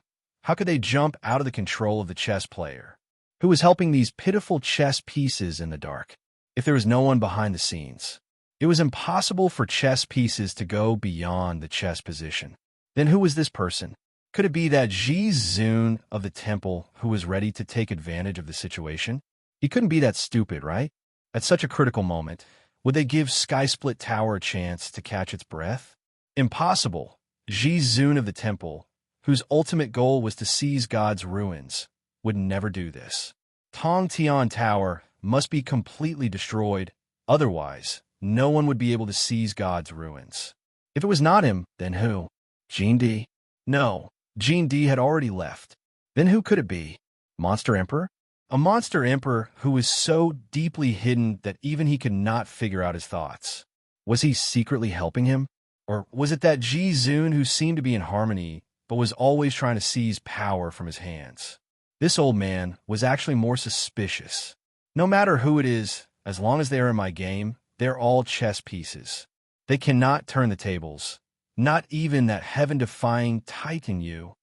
The first Hall Master of the Dongfang clan let out a cold laugh as his eyes regained their calmness and confidence. This was because he had secretly placed another chess piece in the chessboard. Chapter 1279. Divine General Tian Kuei was one of the best among the 18 divine generals, no matter in terms of strength or intelligence. They were all above the divine generals. The only one who could truly suppress him was the doyen from the previous generation who had existed since the founding of the city. He was a divine general Ziwei whose cultivation realm was unknown. When his comrades requested to fight against Titan Yu's family, clan, teammates, forces, or vassal clans, he didn't make a sound. He didn't have the intention to fight at all, because he knew that this kind of mission would definitely not bring him any benefits. No matter if he succeeded or failed, he would be firmly pinned to the hatred of Titan Yu, the new prison emperor. From the bottom of his heart, he wasn't willing to become enemies with a terrifying opponent like Titan Yu, a young man that required Palace Master Dong Fong to scheme against, who had not even matured yet, had already shaken the entire central shrine. Titan Yu, who was not even a god tier, was already able to cause fear in the hearts of all the god tier rankers. Was it really a good thing that he was about to offend such a person and face such an opponent? Maybe in this battle, Titan Yu would be defeated for a while. However, this battle didn't mean that it would be Titan Yu's last battle in his life. On the contrary, this battle might be the catalyst for Titan Yu to completely change into a god tier. If such a god-level avenger really became his mortal enemy in the future, would he still have a good life in the future? Asking me to kill his fiancée? I'm not stupid. However, When Divine General Tian Kuei assigned him the mission of intercepting Titan Yu's fiancée, he didn't object. Instead, he acted like he was obedient and carried out the order.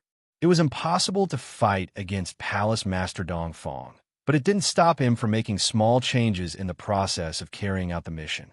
For example, not meeting the target halfway, he threw dozens of Heaven Realm soldiers into different levels of Tong Tian Tower, letting these idiots hide and casually attack any target they met. He would pretend to patrol around, cleverly and coincidentally avoiding every target.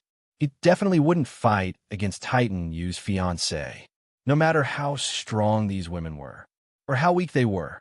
They weren't people he was willing to provoke. When Princess Sisai and the rest killed the Heaven Realm soldiers and rushed to Tong Tian Tower's 9th floor, Divine General Tian Kuei slowly chased after them. When he reached Tong Tian Tower's 7th floor, he felt that it was still too early to catch up. He might as well support Tian Chung. Tian Chung wasn't an idiot, but running to Charm Demon Palace was definitely a mistake. Charm Demon Palace was the birthplace of Yu Tatan's lover, Skylaw. If Tian Chung was ruthless, he would definitely attract Skylaw's attention. If Tian Chung couldn't beat Skylaw, that would be fine. But if he killed Skylaw, he would probably die a horrible death. For the time being, he hadn't discovered any good ending for opponents who offended Titan Yu. Was the peerless genius of Tong Tian Tower really that easy to bully? Although the Dongfang First Palace Master had unparalleled chess talent and could even dominate a god, Tian Chief didn't look too favorably on this battle. It wasn't that the Dongfang First Palace Master couldn't win. He would definitely win, but he probably didn't have enough strength to kill that Titan Yu. If he could easily kill Titan Yu, why would the Dongfang First Palace Master need to go to such lengths to invite experts from all over? Why would he use the god's ruins to plot against Titan Yu? Moreover, Ji Zun of the Deity Temple didn't have absolute confidence and was still hiding behind. This proved that Titan Yu's fate wasn't over yet. He wouldn't be easily eliminated in this battle. As a new prison emperor and Conquest Queen's disciple, how could Titan Yu not have someone behind him? If Conquest Queen reappeared and the unparalleled emperor who was seen as the main ally turned against them, the entire situation would collapse. Hence, before the situation was clear, he couldn't make Titan Yu his enemy. Killing Titan Yu's woman and making Titan Yu chase him for 10,000 years was something Divine General Tian Kuei wouldn't do before he became retarded. When Divine General Tian Kuei arrived at the Charm Demon Palace in Dream Swirling Valley, he was shocked to find that Divine General Tian Chung, who was supposed to start a massacre here, had disappeared. Strange, could it be that Tian Chung was killed by Titan Yu's little lover, Skylaw? But that timid and cautious fellow didn't seem like an impulsive fool. He originally wanted to cooperate with him, but he didn't expect it to be like this. What exactly happened? In this battlefield that had collapsed after a fierce battle, there were only a few young people. Divine General Tian Kuei, who had previously gathered relevant information, could tell at a glance that these were Titan Yu's teammates. The fatty was called Haida Fu, the energetic one was called Yi Kong, and the cold one was called Shui Tanlang. He was a younger brother of Titan Yu's most capable and most resourceful fiancé, Shui Wuxia. The handsome young man was called Hua Ziyu, the little prince of Tian Luo Kingdom. The other two twin brothers should be the Li brothers. Regardless of their background, it was undeniable that under Titan Yu's leadership and guidance, they had all grown up. They were all opponents that couldn't be underestimated. If this battle hadn't come so early, these young people would have become unimaginable if they had a few hundred years to slowly grow up. However, with their current strength, it shouldn't be enough to kill Divine General Tian Chung. What happened in between? Another golden-shelled insect. Everyone, don't fight with me. I'll beat him up. Let me burst his sexy little anus. Fatty High shouted as he rushed over and swung his hippo meteor fist at Divine General Tian Kuei. Shameless boasting. Divine General Tian Kuei felt that with this kind of strength, he could still fight a few Heaven Realm soldiers, but he wanted to burst him? What a joke. He didn't look down on his opponent like the Sun God General did. nor did he extend a finger to block the attack. Even though one finger was enough, Divine General Tian Kuei still used a third of his divine strength to forcefully break through Fatty High's hippo meteor fist. The meteor-like fists smashed back at his opponent's annoying fat face. One punch, two punches, three punches. The meteor-like fists all smashed back at Fatty High's own face. Before Fatty High could fall to the ground in pain, Divine General Tian Kuei extended his hand and rained down punches on Fatty High, imitating Fatty High's hippopotamus and starfish punches as he returned the favor. Fatty High was hit so hard that he couldn't fly out and was directly drowned by the rain of fists. Compared to Fatty High, Divine General Tian Kuei's imitation of Hippo Meteor Fist was faster and more concentrated. Yi Kong and the others were dumbfounded. Wasn't this Fatty High's ultimate move? Why did this Divine General, who had just run over, know it too? Could it be that this guy's inherent skill was imitation? After all, the Hippo Meteor Fist was created by Yu Yang based on Fatty High's personal characteristics. Other than Fatty High, no one else could use it well. After fighting alongside Fatty High for so long, he had never seen anyone who could use the Hippo Meteor Fist. This Divine General who had just run over was able to do it exactly the same as Fatty High, or even faster and better. It was truly an inconceivable fact. If they hadn't seen it with their own eyes, no one would have believed it. Fatty High was also baffled. He endured the pain and crawled up from the ground. Before he could speak, he saw countless fists coming at him like meteors, and he was drowned in the rain of fists again. After fighting for an unknown amount of time, Fatty High was beaten down at least 10 times before Divine General Tian Kuei stopped temporarily. Can you not hit my face? Fatty High's head was now completely swollen like a pig's. Divine General Tian Kuei's attack just now only had one target in mind. That was Fatty High alone. Yi Kong and the others. They had been watching from the sidelines with their mouths agape. They couldn't interfere, nor were they attacked. They were just a passing audience. Where's Tian Chung? When Divine General Tian Kuei saw that Fatty High was about to turn and run, he immediately threw a barrage of fists at him. It was as if he couldn't get the answers he wanted without killing Fatty High first. His fists rained down on Fatty High like raindrops. Under such attacks, even Fatty High, whose skin was as thick as a dead pig's, wouldn't be able to withstand it. Most importantly, Divine General Tian Kuei's main target was his fat face.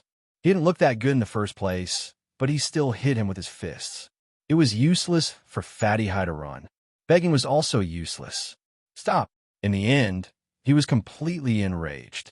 When he got up again, he suddenly puffed out his chest, put one hand on his waist, and pointed his right hand at Divine General Tian Chung like a spear. He cursed, "Enough. Even if you're jealous of my good looks, you shouldn't do this. I know, and I understand, how sad and envious you are right now, but it's not my fault that I'm handsome. How can you treat me like this? I almost thought you were a good person just now, but I didn't expect you to be so narrow-minded." Divine General Tian Kuei didn't have much of a reaction when he heard this, but Yi Kong and Shui Tamlang's expressions changed drastically. They looked like they wanted to vomit, but couldn't. The enemy was right in front of them. Hold it in.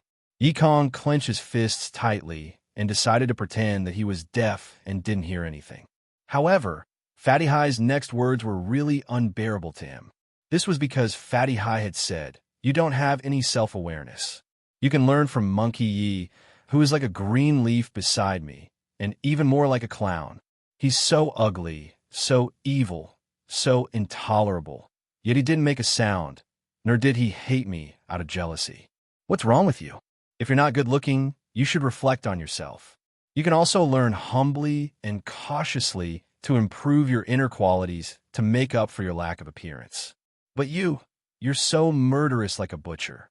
If others don't know, they might even shout at you, 'Pork man, give me 2 caddies of pork belly.' Who do you think you can scare? Can you even be considered a protagonist in life with your looks? Why don't you have any awareness? You're just a pebble on the side of the road. If you're not ignored, then you'll be kicked away. Listen, the greatest contribution you can make in life is to let others step on your head and reach a higher peak. For example, like this young master right now. Yi Kong fell to the ground with a thud, his limbs twitching. Shui Lang had already plugged his ears. Prince of Tian Luo. He also turned his head to look elsewhere with an expression that said, I definitely don't know him. Even divine General Tian Kuei, who was originally expressionless and cold like a block of ice, was moved. He punched Fatty High into the air, then leaped up high, flipped over, and slashed heavily at Fatty High's stomach with a whirlwind kick. When Fatty High crashed down like a meteor, Divine General Tian Kuei grabbed his legs the instant his lower body hit the ground, pulling him away from the broken rocky ground and slamming him onto a rock beside him. Without waiting for Fatty High to struggle, Divine General Tian Kuei had already grabbed him by the back of his neck. With his other fist, he gave Fatty High a good beating. Even after beating him up, he still felt that it wasn't enough to vent his anger. He then threw the mud-like Fatty High onto the ground and stomped on him a few hundred times. He waited until the pile of rotten meat on the ground looked as if it had been run over by 100,000 buffaloes. Only then did he stop, panting slightly. Divine General Tian Kuei calmed his breathing and tried his best to suppress his anger. He regained his cool. Do you know why I insisted on hitting you first? It's because you're despicable. There's no way to describe you anymore. You were born to deserve a beating. I'm doing justice for the heavens by hitting you. If I didn't do that, or if I didn't hit you hard enough, that would be going against the heavens. I've never seen someone like you who doesn't know what's good for him. If I don't beat someone like you to death, there's no justice in the world. I hate you because I'm jealous of you. I'm 100 times more handsome than you. Don't be angry. It's not worth hurting your body over this kind of person. Yi Kong consoled sympathetically. F***CK. Are you just going to watch this young master get beaten up and not help? Fatty High spat out a mouthful of blood and got up to angrily scold Yi Kong and the others. What kind of teammates are you? We're helping reason, not family. Yi Kong spread his hands, indicating that teammates like Fatty High were not worth helping at all. Who are you? The Lee brothers surrounded him and looked left and right, but they couldn't recognize who this bloody pig head belonged to. Jealousy. You're all jealous of this young master. Fatty High sneered. He finally understood. In this day and age, teammates were unreliable. Wasn't he just a little more handsome than you guys? How dare you watch me die without helping? Can I cut off his fat and fry it? Divine General Tian Kuei was going crazy. How shameless must he be to form such a person? Do as you please. You don't have to be polite with us. Yi Kong hurriedly waved his hands. Can you give us 2 caddies of fried oil? The Lee brothers felt that Fatty High's life value was only so much. You underestimate me. Do you think you could beat me, the #1 pillar of Tong Tian Tower, and also known as the Jade Face Flying Dragon, with just a few punches and 3 kicks? I held back just now. Seeing that you're a guest, I'll let you have 3 moves. Otherwise, do you really think you can beat me? How dare you hit this young master's most beloved and most handsome face? You must be tired of living. Oh, I have no choice but to use my ultimate move. A golden light flashed in Fatty High's eyes, and a strong aura burst out from his body, as if he wanted to devour the heaven and earth. Divine General Tian Kuei's heart trembled. He didn't dare to let his guard down, and hurriedly raised his full strength and focused. Fatty High shot into the sky. He seemed to want to destroy the heavens and earth with his ultimate move. Divine General Tian Kuei was very nervous.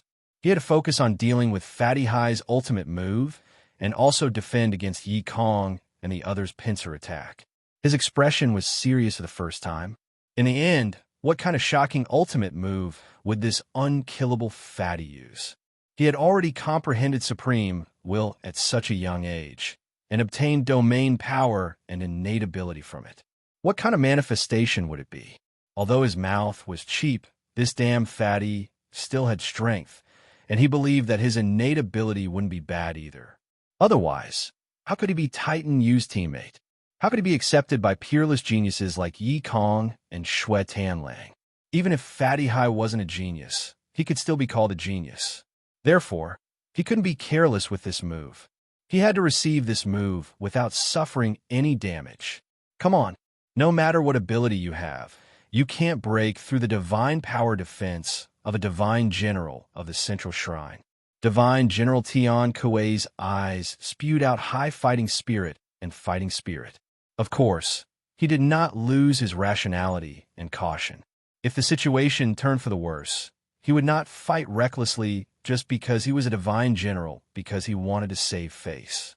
Let me take on your ultimate move.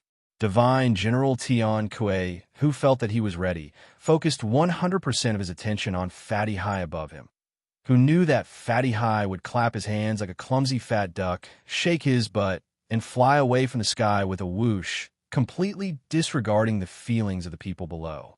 Upon seeing this bizarre scene, Divine General Tian Kuei felt like his heart was in a mess, as though 3,000 legendary divine beasts were galloping over and whizzing past him.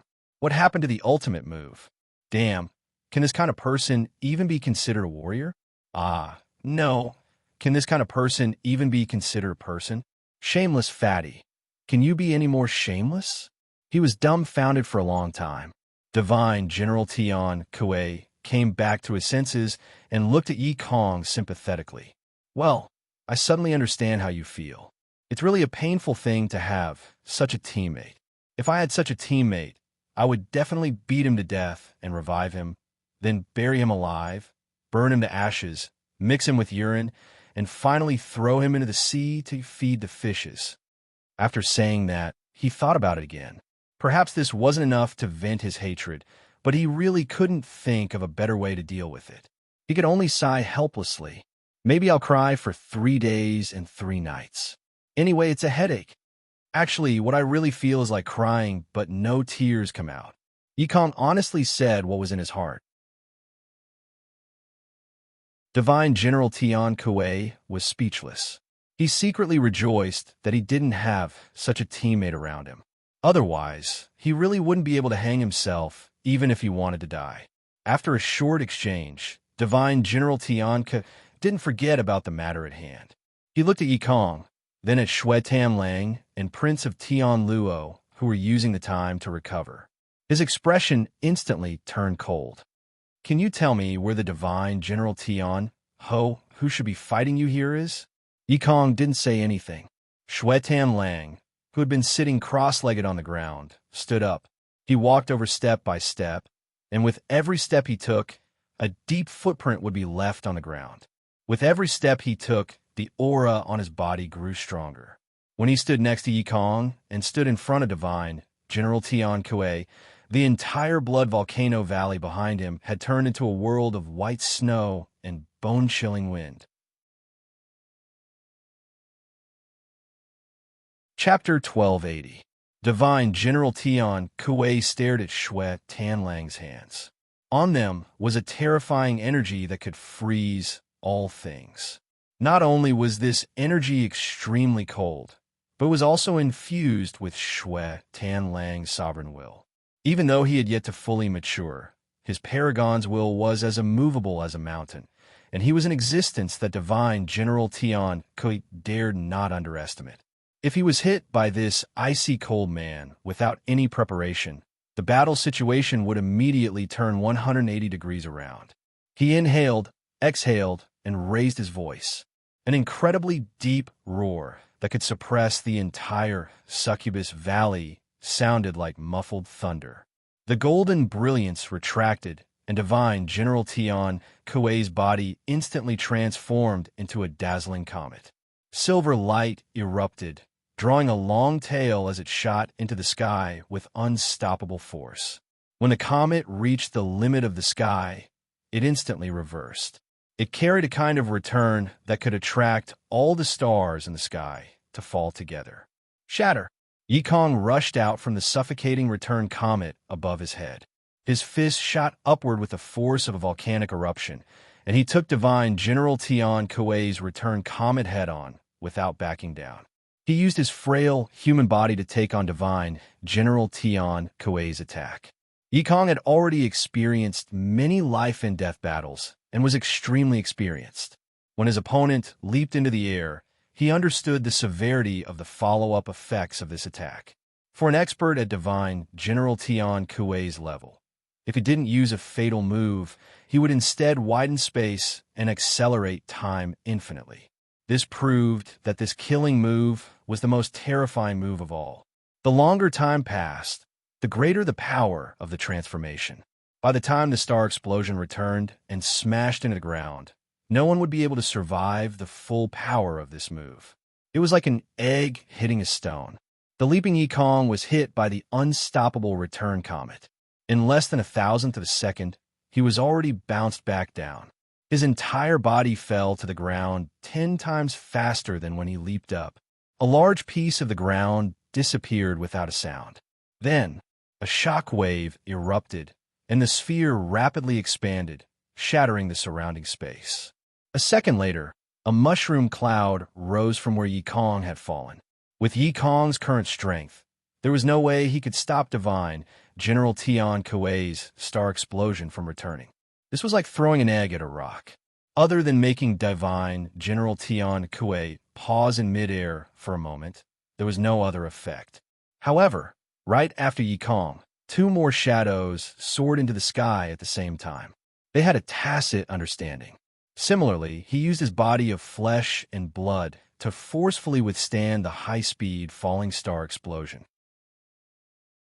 Although he was also repelled and followed in Yikong's footsteps, Divine General Tian Kuei, who was at the center of the star explosion return, unexpectedly felt a ripple in his mind. Freezing storm. A huge tornado erupted from Xue Tanlang's feet, carrying him as he charged towards the star explosion that had stopped in midair. In this storm that could freeze everything, the high-speed falling comet actually slowed down inconceivably. The entire Succubus Valley seemed to have been frozen. Xue Tanlang's sovereign will, which he had comprehended from the gate of life and death, could even freeze space and time. There is a huge gap between ideals and reality.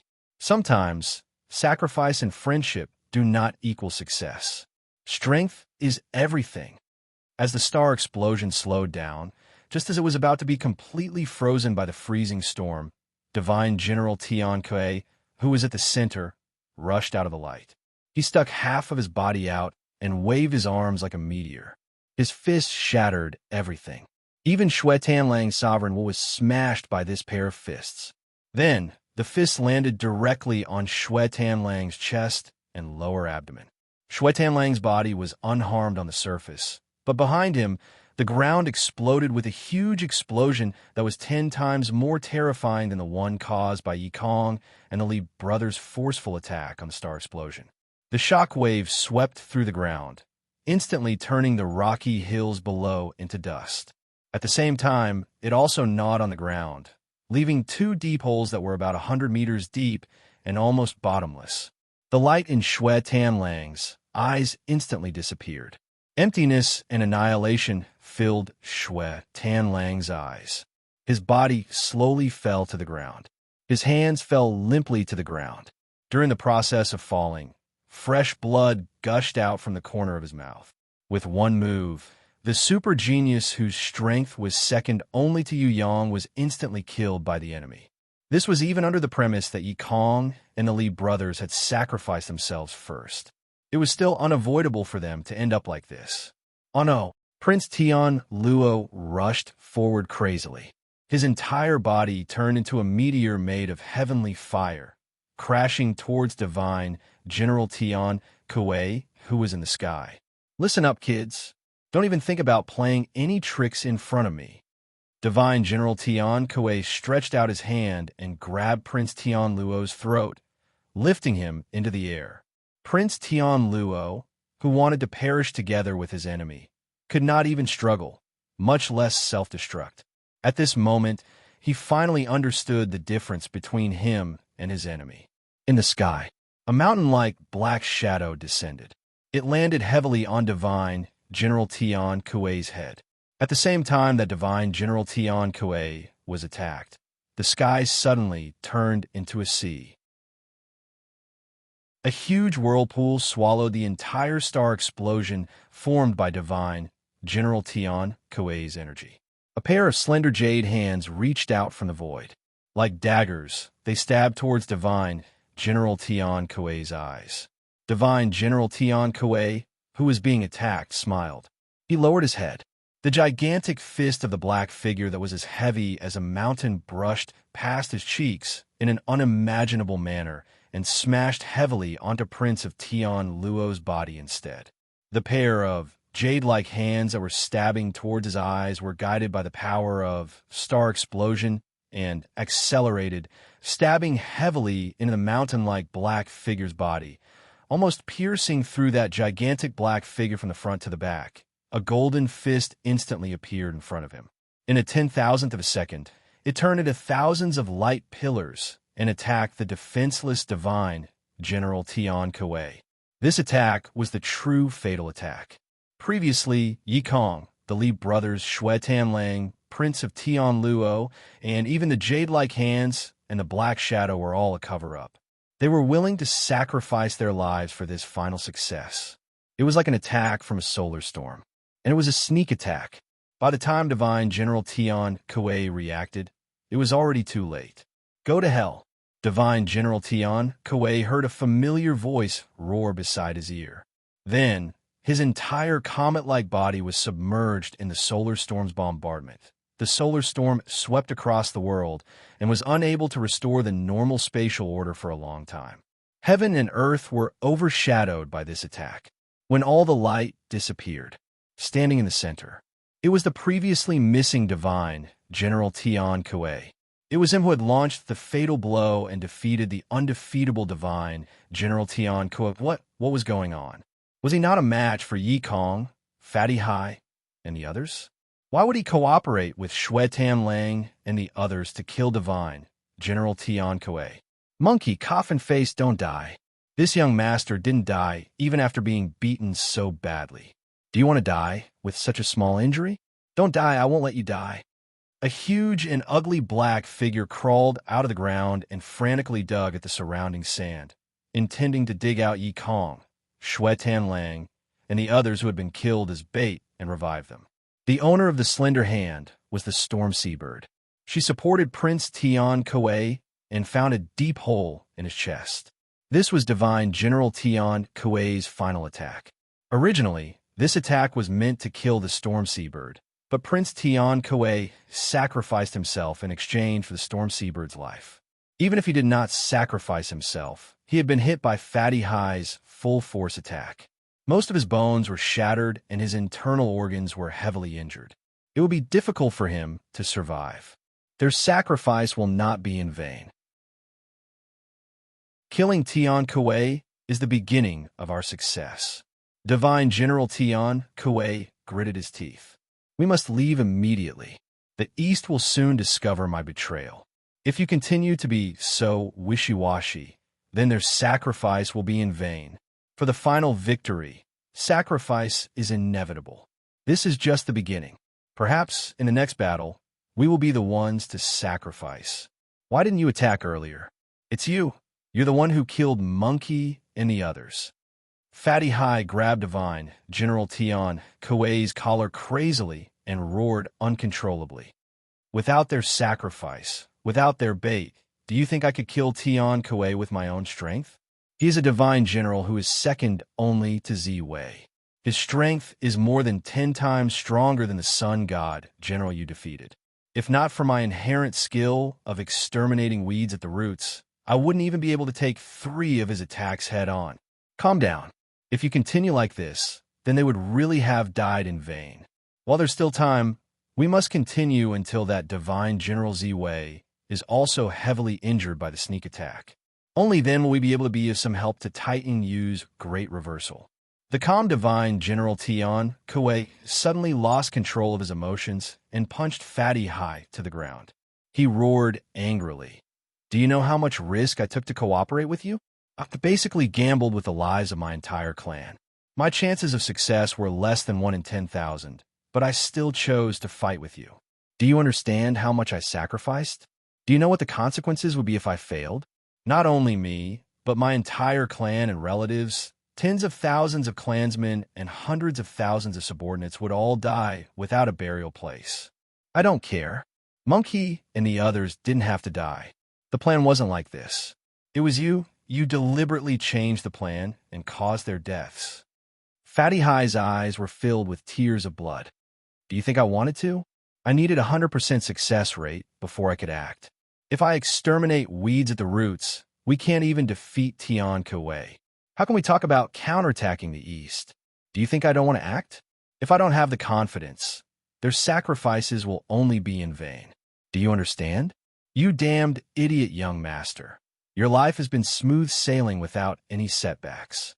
Do you think that victory can be obtained without any sacrifices? In the past, there was Titan you, but now he's gone. You must learn to be strong and independent. Now that you're the only one left, do you want them to die with regrets? Other than crying, what else can you do?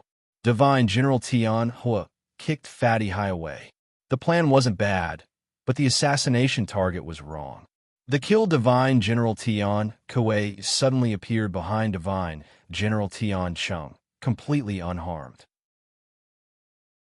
The moment he appeared, Divine General Tian Chung was on the verge of breaking down.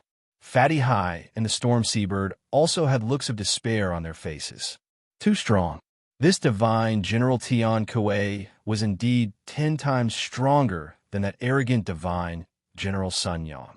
Under such circumstances, he was still unscathed under Divine General Tian Cheng's fatal blow with the exterminating weeds at the root's inherent skill. This was too despairing. No, impossible. This is an illusion created by the East. Otherwise, this would never have happened. Cold sweat rolled down Divine General Tian Cheng's forehead. Ha, Tian Cheng. I knew what you were up to ever since you disappeared. Great. You actually want to rebel? How crazy. A loyal and devoted immortal general actually colluded with the enemy and rebelled against his lord. I really want to know what caused you to have such a rebellious thought. Even if I don't agree with you, I have to admire your courage.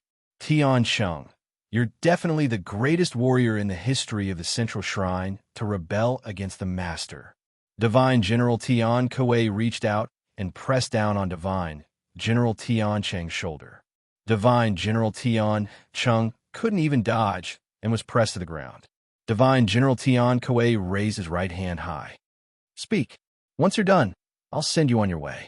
Out of praise for your courage, I won't report you. I'll let you have the honor of showing your loyalty. How benevolent of me. I can't help it. I'm a friend who admires you the most. Struggling was futile. Divine General Tian Cheng suddenly gritted his teeth and grabbed Divine General Tian Kuei's left hand that was pressing down on his shoulder. At the same time, he yelled, Fatty High, are you crazy? Why aren't you leaving now? Are you waiting for everyone to die here? I'm already hopeless. You damn fatty, get out of here right now.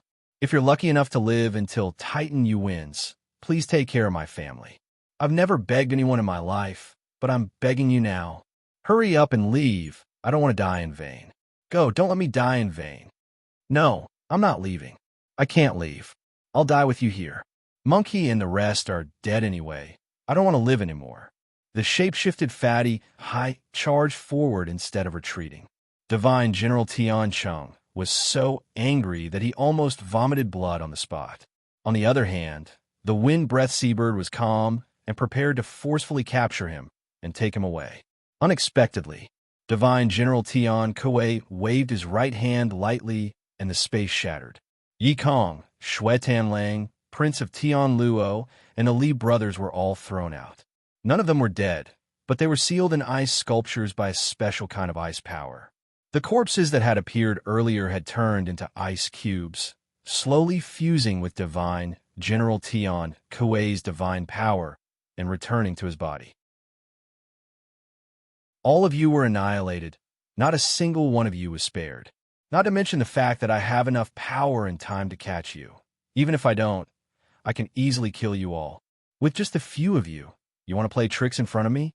When Xue Tanlang released his aura and feigned an attack, I already knew what you were up to, so I went with the flow. Tian Cheng, I don't want to deny your courage, but you're still too young. You want to rebel against the Eastern Palace Master? Ha! Even an old man like me can't imagine it. You're really impulsive. Divine General Tian Kuei suddenly retracted his hand and kicked Tian Cheng's hind leg, sending him flying 10 meters away. Then, he suddenly looked up at the sky and laughed. Question mark. Fatty Hai and Divine General Tian Xing looked at each other, dumbfounded. What was going on with Tian Kuei? Why did he suddenly stop killing them? Only the extremely intelligent wind-breath seabird's eyes flashed as she realized a certain possibility. Her face lit up with joy.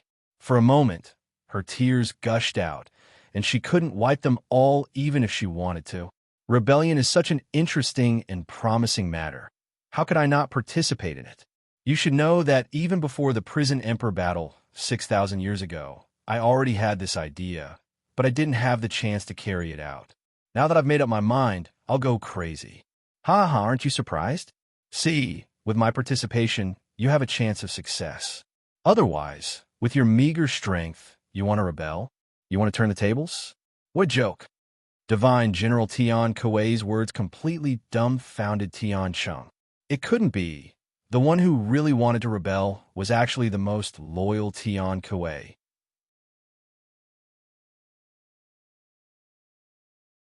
Chapter 1281.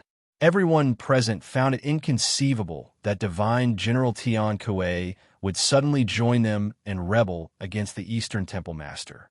It was even more difficult to accept. In Fatty Hai's heart, he even had a malicious guess. Was this Divine General Tian Kuei planning to use the name of rebelling to sneak into the team and then become the Eastern Temple Master's eyes and ears so that he could find Yu Yang's weakness and attack him?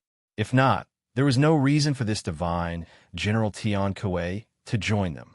First of all, he was a Divine General, second only to the Eastern Temple Master and above tens of thousands of people. The high and mighty Divine General Tian Kuei didn't need to care about anyone else's feelings aside from his loyalty to the Eastern Temple Master. If he wanted to rebel against the East, regardless of whether he would succeed or not, his life would be in danger. Everyone knew that once he rebelled, he would be opposing the East and the Central Divine Hall. Moreover, he would immediately have to fight to the death. If Yu Yang was about to defeat the Eastern Temple Master and reverse the entire situation, it wouldn't be strange for Divine General Tian Kuei to say that he wanted to rebel. The problem was that the Central Shrine was pressuring the Tong Tian Tower. Even if Yu Yang returned, there was no hope. Wasn't it too early for Divine General Tian Kuei to say that he wanted to rebel? Unless this guy was retarded, he wouldn't make such a crazy move that had no chance of winning. Previously, when Divine General Tian Kuei said that he wanted to cooperate with everyone and deceive the Eastern Temple Master, Fatty Hai had been suspicious and probed until that reason appeared. Only then did he reluctantly accept it. Now, Divine General Tian Kuei said that he wanted to join them and rebel against the Eastern Temple Master and the Central Shrine for no reason at all. Who the hell are you trying to fool? Fatty Hai was the first to not believe it. Why? Forget the paranoid Fatty Hai. Even Divine General Tian Kuei didn't dare to believe this was the truth. If you can rebel, why can't I? Divine General Tian Kuei laughed loudly and asked Tian Cheng, if not for that, I would have killed all of you long ago. With your strength, do you think you're worth being bullied by me? What a joke! What benefit can I get from you? Find Titan Yu or his fiancée through you and overestimate your own abilities to participate in the war of the upper echelons? I'm not that stupid. Let me tell you, I've been watching that sword-wielding princess Sisai's team charge forward. I won't start a war with her, nor will I start a war with Titan Yu. That's a war that belongs to the upper echelons and has nothing to do with me. I'm just a divine general. I know my limits. It's fine as long as I do my job well. This isn't enough to prove anything. Perhaps you're trying to bluff your way through and achieve some kind of goal. Perhaps you're trying to gain our trust and then achieve some kind of ambition in Tong Tian Tower. Fatty Hai felt that no matter how exaggerated this fellow's words were, he couldn't believe him. I trust him. The first to trust Divine General Tian Kuei was the wind-breath seabird. She was smart. Although she did not have any special ability to see through people's minds, she had a strong intuition. If Divine General Tian Kuei really wanted to achieve some kind of goal in this team, He wouldn't need to teach everyone a lesson and scare them out of their wits before saying that he would join the team to fight against the East. He could have said it right from the start, before everyone had even made a move. That way, he would be more deceptive and have a higher chance of success. The reason why he said it, after teaching everyone a lesson, was a demonstration of his strength. Other than showing that he had no ill intentions, he also wanted to have the right to speak in the team and not be ostracized. It was precisely because of this that it showed that Divine General Tian Kuei was sincere in joining the team. Just like the previous Divine General Tian Ho, it was just that he did not have enough reason to convince everyone at the moment. I trust him too. Prince Tian Luo, who had returned to normal after melting, nodded slowly, affirming Divine General Tian Kuei's wishes. What? Prince, are you crazy? He killed you with a single punch just now, and you still trust him? In my opinion, this fellow is 100% a clone of the East. He's using this opportunity to sow discord or infiltrate our team to achieve some kind of goal. In any case, there must be a reason. Fatty Hai firmly disagreed. You're welcome. Shui Tan Lang expressed his attitude as though his words were gold. Fatty Hai's jaw dropped to the ground. Wasn't this coffin-face guy's intelligence a little too low? This was clearly the enemy's scheme. I'd like to ask, what is the reason for you to rebel against the East? Yikong also asked cautiously.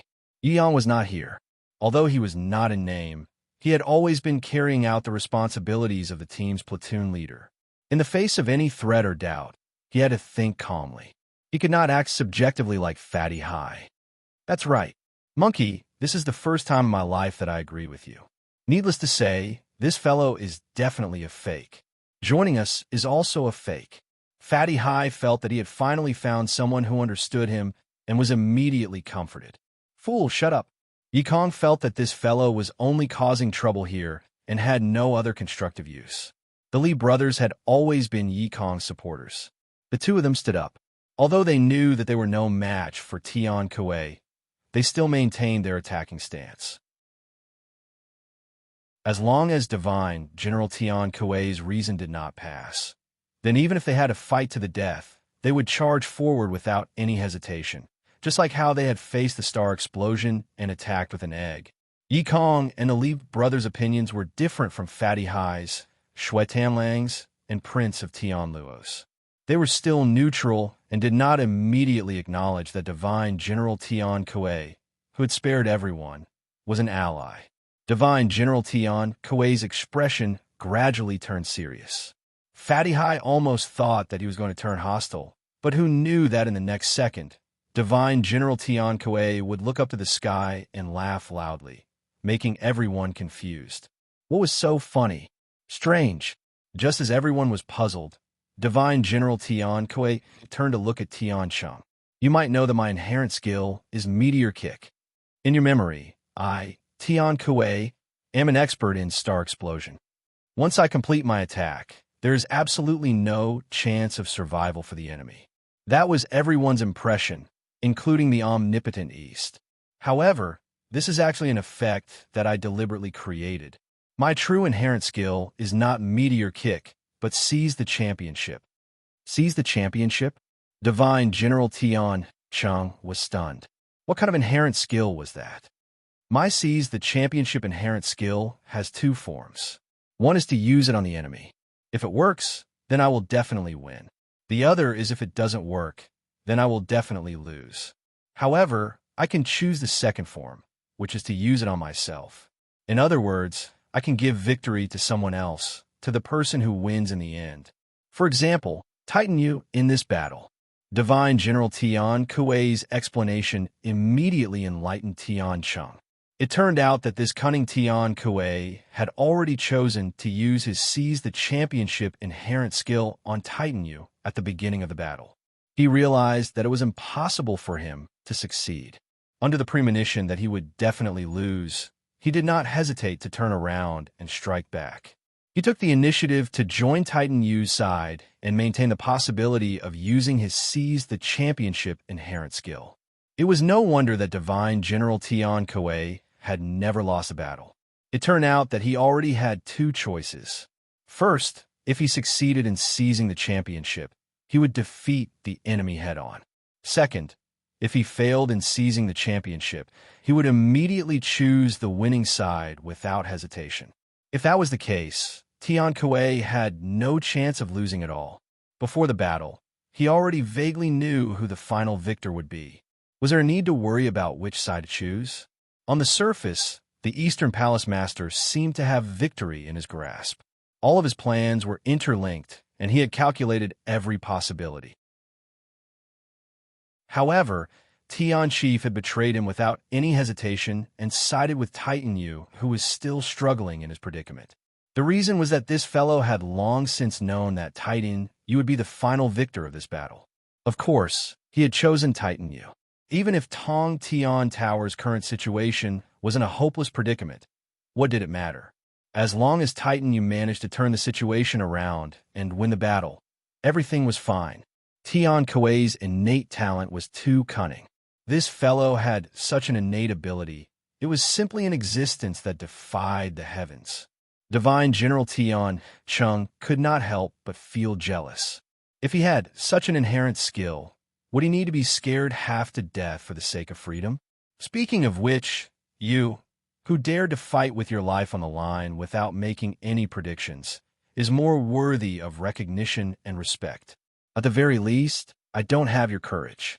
Perhaps this is why you're qualified to be a divine general. Of course, I'm not the only one who has the ability to predict the outcome of a battle like mine. There should be more interesting things happening in the following battles. Divine General Tian Kuei burst into hearty laughter. You're talking about Tian Ji? Divine General Tian Chang's heart stirred. Could it be that the most intelligent Divine General Tian Ji also had the ability to predict the outcome of a battle like Tian Kuei and might join the rebellion? Divine General Tian Kuei listened. He smiled without saying a word. Hey, even if you say that, you can't completely erase your suspicions, right? Fatty Hai realized that he had misjudged him. This Divine General Tian Kuei seemed to really want to join the rebellion against the Eastern camp. It was naturally a good thing that such a strong fellow joined. The problem was that his previous words were a little embarrassing, so he could only persist until the end. You can continue to doubt me with your intelligence. Yikong expressed that he could forgive Fatty Hai generously. You can say anything you want about me, but don't doubt my super high intelligence. Monkey, if you say that, I'll fall out with you. Fatty Hai was furious. As a man, there were two things that could never be trusted. One was a man's combat strength, and the other was his intelligence. Go ahead. Yikong did not care about this idiot's attitude at all. Ha! Prince Tian Luo and the Li brothers could not help but burst into laughter when they saw this scene. Even the cold and unfeeling Xue Tanlang had a smile on his face, as if spring had returned. This was the first time everyone had been so relaxed since the Heaven Realm Army's invasion. Divine General Tian Kuei's participation was not the main reason why everyone was happy. What really made everyone's hearts return to normal was this Divine General Tian Kuei's winning the championship talent. They all believed in Yu Yang. They believed that he could turn the situation around. However, if this could be verified by the enemy, it would undoubtedly be the happiest thing. Their bitter perseverance had finally paid off. Their confidence had been instantly affirmed and restored. The hope that was almost extinguished had once again appeared in front of them like a ray of light. This, of course, was worthy of everyone's joy. Victory! Yikong stretched out his hand towards Fatty Hai. The Li brothers, Prince of Tian Luo, and even Xue Tanlang also stretched out their hands and placed them on top of each other. Finally, there was a slender, jade-like hand that pressed on top of each other. They looked at each other and smiled tacitly. Then, they roared in unison, Tong Tian Tower will win. We will win.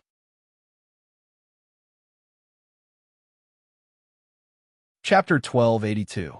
Tong Tian Tower.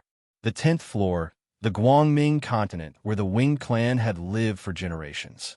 Princess Qian Qian led the team, broke through all the obstacles, and charged all the way here in one breath.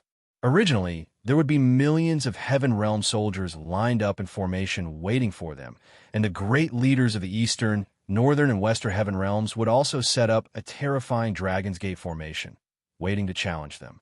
Who would have known that in reality, it wasn't like that at all? At the place where they had received urgent requests for reinforcements, the Heaven Realm army had retreated for some unknown reason, leaving behind a messy battlefield and a few enemies that Princess Qian and the others had not expected. Who are you?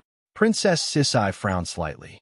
According to the information, these people should not have appeared. Now, there were 6 people blocking in front of Princess Sisai. They were wearing the same style of battle clothes. It was the most special part. It was the heaven rune that was engraved with the word devour on the back of their battle clothes, as the symbol of their race. Why did such a Heaven Realm race come to the Guangming continent? Why did they come? Was it for fame or for profit? They had never heard of this kind of super warriors with the Devour Heaven rune engraved on the back of their battle clothes before. What kind of special race were they? Were they mercenaries? Or were they from the hidden clan of the Heaven Realm? However, no matter what, Princess Sisai and the others could make a clear judgment, and that was these guys definitely did not have good intentions. Actually, we have nothing to say to you. It's just that, in order to make you more afraid before you die, and to receive more shock, I have decided to tell you the truth. The one in the lead was a murderous and intimidating golden giant. His 5-meter-tall figure made him look like a mountain, giving off an unshakable sense of oppression. However, his figure was extremely slender and graceful. Not only did he not have the clumsiness of an ordinary giant, but he also had the most standard human male's body, which was even more elegant and stretched. Like many Heaven Realm rankers, this golden giant also habitually had a weapon erected in front of him. It looked like a halberd, but there was a long blood-red sickle blade at the top. With one look, one could tell that this was a demonic weapon that could easily reap lives. If he was hit by such a strange and cruel demon weapon, even if he survived, he would bleed in extreme pain and wail in pain from the wound that could not be healed. The golden giant swept a glance at Princess Sisai and the rest. Other than the Hell Tiger's sword in Princess Sisai's hand, the other people and weapons were nothing in his eyes. On the other hand, the 5 people standing behind the golden giant showed different interest in sickly beauty, Yu, Drunken Cat, and Southern Demon King, who were standing behind Princess Sisai. Their lips moved slightly, as if they were communicating with each other, secretly choosing their next opponent.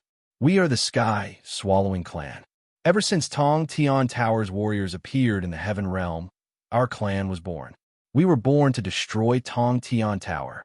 It can be said that we are your nightmare and your natural enemy. As for me, my name is Tu-Wan. Ever since your conquering Queen's era, I have been a sky-swallowing warrior whose life goal and responsibility is to kill Tong Tian Tower's warriors. As the golden giant spoke, he looked at the Hell Tiger's sword in Princess Sisai's hand. Because of some special circumstances, I missed the chance to behead Prison Emperor Zhang Feng. This time, I will not miss the chance to behead Titan Yu again. Of course, before beheading Titan Yu, I don't mind beheading all of you women who are Titan Yu's wives and concubines. Don't talk to me about justice and evil. Between the Sky Swallowing Clan and the warriors of Tong Tian Tower, only death is the final destination. So, don't expect any touching words or tears to move us. It's useless. Instead of wasting your energy, why don't you think about how you can die faster and reduce the pain before you die? That seems to be very clear. So all of you die. The golden giant named Tu-Wan immediately attacked after he finished speaking, not giving Princess Sisai and the others a chance to speak. The blood-red sickle slashed down like lightning. Princess Qian raised the Hell Tiger Divine sword in her hand to parry, but she was shocked to find that Tu-Wan's blood scythe was like a living creature. It could extend infinitely. Her original parry didn't have any effect. Not good. If she raised her hand, she would be in danger of being beheaded. Princess Sisai was caught off guard. Even if she used all her strength to change her attack, she couldn't catch up to the speed of her opponent's heavy slash. Moreover, this strange blood-red sickle could extend infinitely. It was even faster than the heavy slash. The long curved blade had already reached the back of Princess Sisai's head. Crystal Dream. Sickly Beauty clasped her hands together and closed her beautiful eyes. Above her head, a dazzling rainbow rose up. Then, not only Princess Sisai's body, but the bodies of all her companions were also protected by a transparent and unbreakable crystal barrier. Sickly Beauty's kindness and tolerance towards life had always been an obstacle to the improvement of her attack power. Even though she had comprehended the sovereign's will, she was still a sickly beauty who didn't want to take the initiative to kill her enemies, let alone take the lives of others. Battles and wars were naturally not suitable for her. The headmaster, who was passionate about research, was Yu Yang's most gentle wife. Unlike Princess Sisai and the others, she had no interest in following Yu Yang to fight on the battlefield. Instead, she was willing to quietly be his woman, wholeheartedly assisting him in his enlightenment and growth. With such a personality, Sickly Beauty was destined not to be a warrior on the battlefield known for her attack power. However, it was also because of this personality of Sickly Beauty that her understanding of defense was far superior to the other women. When she wore the crystal armor, raised the crystal shield, and covered herself with the power of the crystal domain and the unique sovereign's will on the battlefield, even the gods wouldn't dare to say that they could break through her defense. The Sickly Beauty, she had actually been fighting with all her might. However, her fighting style wasn't to attack. Instead, it was to defend. Only her husband, Yu Yang, knew her secret wish of "I want to use my own strength and my own way to protect my lover and my sisters." Only he could understand her hard work and determination in this aspect. She rarely participated in battles, so her strength wasn't accurately displayed. However, this didn't mean that she didn't improve. Every time Yu Yang improved, she, who had dual cultivated with her lover, would naturally improve by leaps and bounds. Today, when the greatest crisis of Tong Tian Tower arrived, Sickly Beauty, who was determined to protect her lover and her sisters, finally shone the brightest light in her life. Ding. The sickle blood flow, which could easily slash a 10,000-meter-tall mountain into 2 meters, or even cut it in half, was a godly weapon that could be ranked second among the dragon-devouring clan in the upper realm. However, under the sneak attack of its master, Tu Wan, it was actually blocked by a crystal wall that looked beautiful, but was as thin as paper. How could this happen? It wasn't just Tu Wan who was the master. Even the few sky-swallowing clan warriors who were secretly laughing behind him had their jaws dropped to the ground. A crystal wall formed by willpower could block a heavy blow from a divine weapon, and it was a crystal wall that was as thin as paper. This could be called a crystal wall. However, the truth was right in front of them. Even though it was unbelievable, it was the truth. Princess Sisai and the rest were in disbelief as well. They turned to look at Sickly Beauty, as if they were getting to know her all over again. The Sickly Beauty's expression was now serious, unlike her usual gentleness. She slowly opened her crystal-like eyes and stared at the sky-devouring warrior Tu Wan, who had fallen into a rage after his failed sneak attack. "You're just a fake god. Don't even think of hurting my sisters." Even though I don't want to fight, I promised him that I would take good care of everyone. "Don't even think about acting violently in front of me." Behind the Sickly Beauty, there were several pairs of incomparably exquisite crystal wings that couldn't even be described with words. With her sovereign willpower as the center, a crystal barrier expanded continuously. In the end, not only did it protect Princess Sisai and the rest, it also forcefully pushed Tu Wan, who was standing opposite of Princess Sisai, away. The golden giant named Tu Wan roared angrily. He reached out his right hand and forcefully blocked the crystal barrier. He intended to shatter it. However, even with his god-level strength, it was useless. In the end, he raised the divine weapon Blood Flow in his hand and struck it 100 times, but it could not shake the crystal barrier at all. "What the hell? This is impossible. You're clearly not a god level. How could you create a barrier that even a god level and divine weapon could not break?" Tu Wan could not understand at all. How could there be such a talent in this world? And how could there be someone who could comprehend and create this kind of crystal barrier that could only defend and not attack? Could it be that this woman in front of him had never thought of attacking others in her entire life, even if it was an enemy? My supreme will is eternal and unmoving. You only know how to destroy, you don't even know how to create. How can you break my eternal will? The sickly beauty didn't want to explain. She knew that Tu-Wan's strength was far above hers, but that didn't mean anything. Only by comprehending the true eternal, true God could it be possible to break the crystal dream that she had created with her sovereign willpower. Sometimes power was not omnipotent. This was the true meaning that she had comprehended from her lover's wisdom. Defeating the strong with the weak, using softness to overcome hardness, using slowness to counter speed, using roundness to break through the weak. Yu Yang's great wisdom was formed from the combination of various inherited knowledge and self-enlightenment. He shared it with her during dual cultivation and improved together. How could Tu-Wan, a fake god whose strength had reached god level on the surface, see through all of these? It's okay. Let's not talk about how impossible it is. Even if you hide in this turtle shell for the rest of your lives, we don't care. The golden giant Tu-Wan suddenly calmed down. He shrugged and pretended to be at ease. He pulled out the divine weapon Blood Flow and hung it on his back, pretending to be resting after the battle. Killing all life in the Tong Tian Tower is the goal of the Sky Swallowing Clan. Leaving you behind to slowly torture you is not a bad idea. And if you're so naive to think that you will be safe with a crystal barrier like this, then you will be the biggest joke in the world.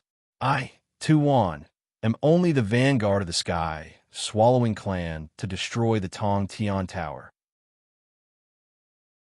The real mastermind is the god-slaying Tu-Shur.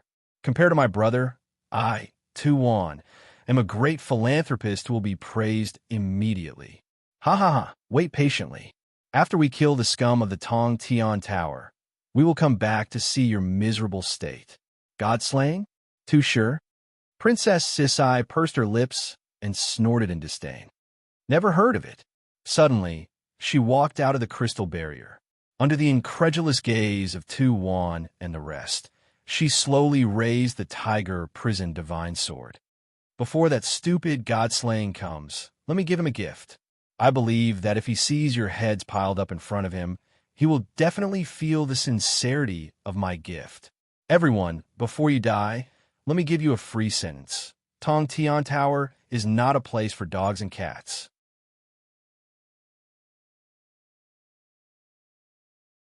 Chapter 1283. Seeking Your Own Death. Tu-Wan had originally thought that he could temporarily deal with these girls, because the defensive power of the crystal dream in front of him had far exceeded his expectations. However, this arrogant girl with the divine sword had actually abandoned the protection of her companions and arrogantly stood out in front of him. She couldn't possibly fight against him with just a divine sword in her hand, right? The divine sword was indeed the legendary Prison Emperor divine sword. But how much of its power could she use? Tu-Wan's eyes showed a hint of cruel pleasure, because the one he was about to destroy was a female warrior of Tong Tian Tower who looked perfect on the outside. The more he knocked down the high and mighty position of this heaven's proud daughter and stepped on her, the greater the sense of accomplishment in his heart. Maybe in less than a minute, she would kneel in front of him like a lowly dog, begging for her life. What kind of humiliation should he use to torture such a proud girl? Should he use her crying and licking his toes, or should he peel off her flawless white skin bit by bit under her pleading? Yes, maybe he should do it this way. He should pull out her internal organs, pull out all her long intestines, and use her as a human kite to fly in the sky, for symbols combine. Princess Sisai slowly straightened her left hand, then slowly retracted it. She closed her fingers and clenched her fist. On top of her head, thousands of lightning bolts condensed into an incomparably wonderful green dragon knot. It looked like sword chi, but more like a runic circle that carried the will of the holy power. The flaming wings that could burn all things rose from Princess Qianqian's back. That kind of heat forced the golden giant Tu-Wan to take a step back uncontrollably and he finally woke up from his crazy fantasy. When Tuan came back to his senses, he found that the area below his feet had unknowingly been frozen by some kind of terrifying ice power. The strangest thing was that this kind of freezing and the heat between his breath did not conflict at all. Instead, they complemented each other, making the heat even hotter and the ice even colder. Other than that, Tuan also felt a kind of hidden, but definitely existing killing intent. Compared to his own blood beheading, it was not inferior at all. It was even more sudden and explosive.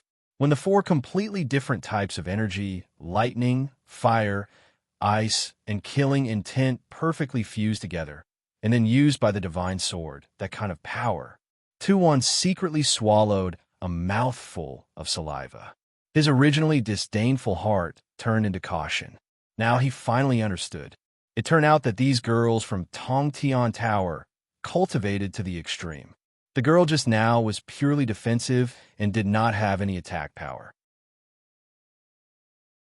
With her unlimited focus and innate talent, the Crystal Dream's barrier could not even be broken by his blood flow scythe. Right now, this woman was the exact opposite. She mainly walked the path of attack and did not defend at all. She put all her strength into killing. She belonged to the type that would risk her life and kill with a single strike. As long as she dodged the first strike, then she would be finished. A martial artist who could only attack without defense was like a cripple walking on one leg. There was nothing to be afraid of. Kill. Princess Sisai raised the Hell Tiger, divine, sword high. The four types of Saint energy merged together, exploded perfectly. In that instant, the heavens and earth trembled under her murderous intent. It's better to avoid it. The golden giant, Tuan's expression was grave. Although he was a divine-level expert, he was not an idiot. It was impossible for him to forcefully receive such a desperate attack. Even if he could receive it, there was no need for him to be injured. What was face and honor worth? Only the one who obtained the final victory would be the true winner on the battlefield. Moreover, there was no need to face such a desperate attack directly. It was fine as long as he dodged it easily. It was the most labor-saving method. If he could achieve the best result, why not? Tuan waved the divine weapon blood flow scythe and cut through the space. In the instant when the laws of heaven and earth closed up, he pierced through the space and turned into a ray of golden light, flying into the endless void. When he returned 3 seconds later, he believed that he would be able to make a counterattack that would reverse the situation. When the opponent's strength was at its weakest, he would heavily chop off half of her body from behind. At that time, he believed that the expression on her face would be very pleasing to look at. He, who had escaped into the void, did not see that Princess Qian, who had slashed down with all her might, had, within 1,000th of a second, freely stopped the four symbols Saint energy that seemed to have reached its limit and was hard to control. Unknowingly, the Southern Goblin King had already stood out. Her jade-like hands. She lightly played her pipa. The tinkling sound was like spring water flowing over rocks in the forest. The few Sky's swallowing clan members who had the same thought as Tuan and had escaped into the void earlier suddenly could not hide anymore. One by one, they reappeared in front of Princess Sisai and looked at the Hell Tiger Divine, sword hovering above their heads in shock. Isn't the returning melody very pleasing to the ears? How about another storm? That's a heavenly sound that can even shatter space. The Southern Demon King's pale fingers waved gracefully on the jade pipa in her arms. Her 5 fingers were like a wheel.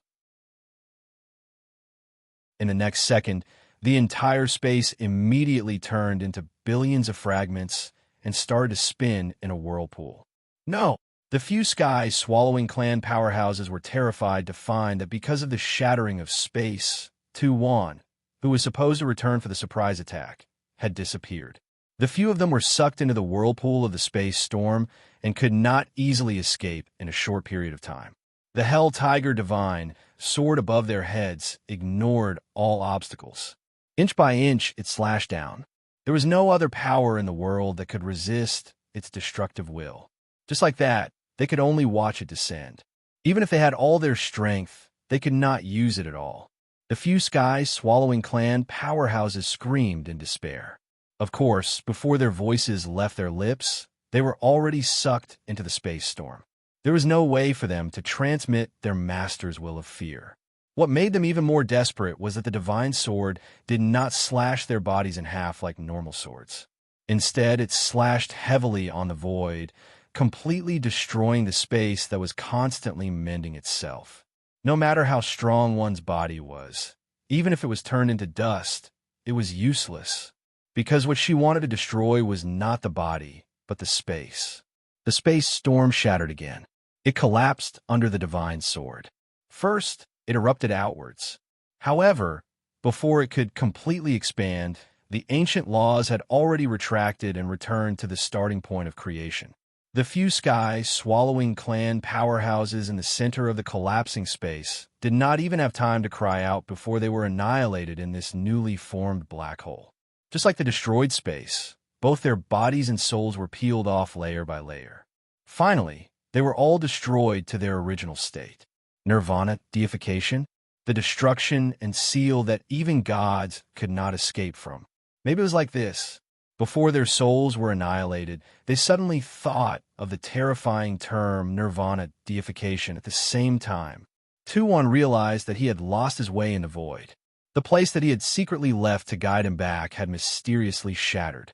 Perhaps this was the plot of the Tong Tian Tower women. They were not his match at all, but they used tricks to successfully force him to retreat. However, if they thought that they could be safe this way, they were very wrong. No matter how far he left the void behind, he would not leave the Tong Tian Tower, because he had the guidance of the Eastern Palace Master's inherent skill. No matter what, he would not leave the Tong Tian Tower. These arrogant Tong Tian Tower women, when they meet in the next battle, he believed that the expressions on their faces would be very interesting. 2-1 waved the blood scythe, relying on his body's instinctive guidance to return to the Tong Tian Tower. Perhaps the landing point this time was completely different from before. But what did it matter? As long as they were in the Tong Tian Tower, those women, as well as all the lives in the Tong Tian Tower, would not be able to escape the fate of being beheaded. The revenge that the sky-swallowing clan had been waiting for 10,000 years would officially begin at this moment. When 2-1 returned to the Tong Tian Tower, he could not help but roar towards the sky.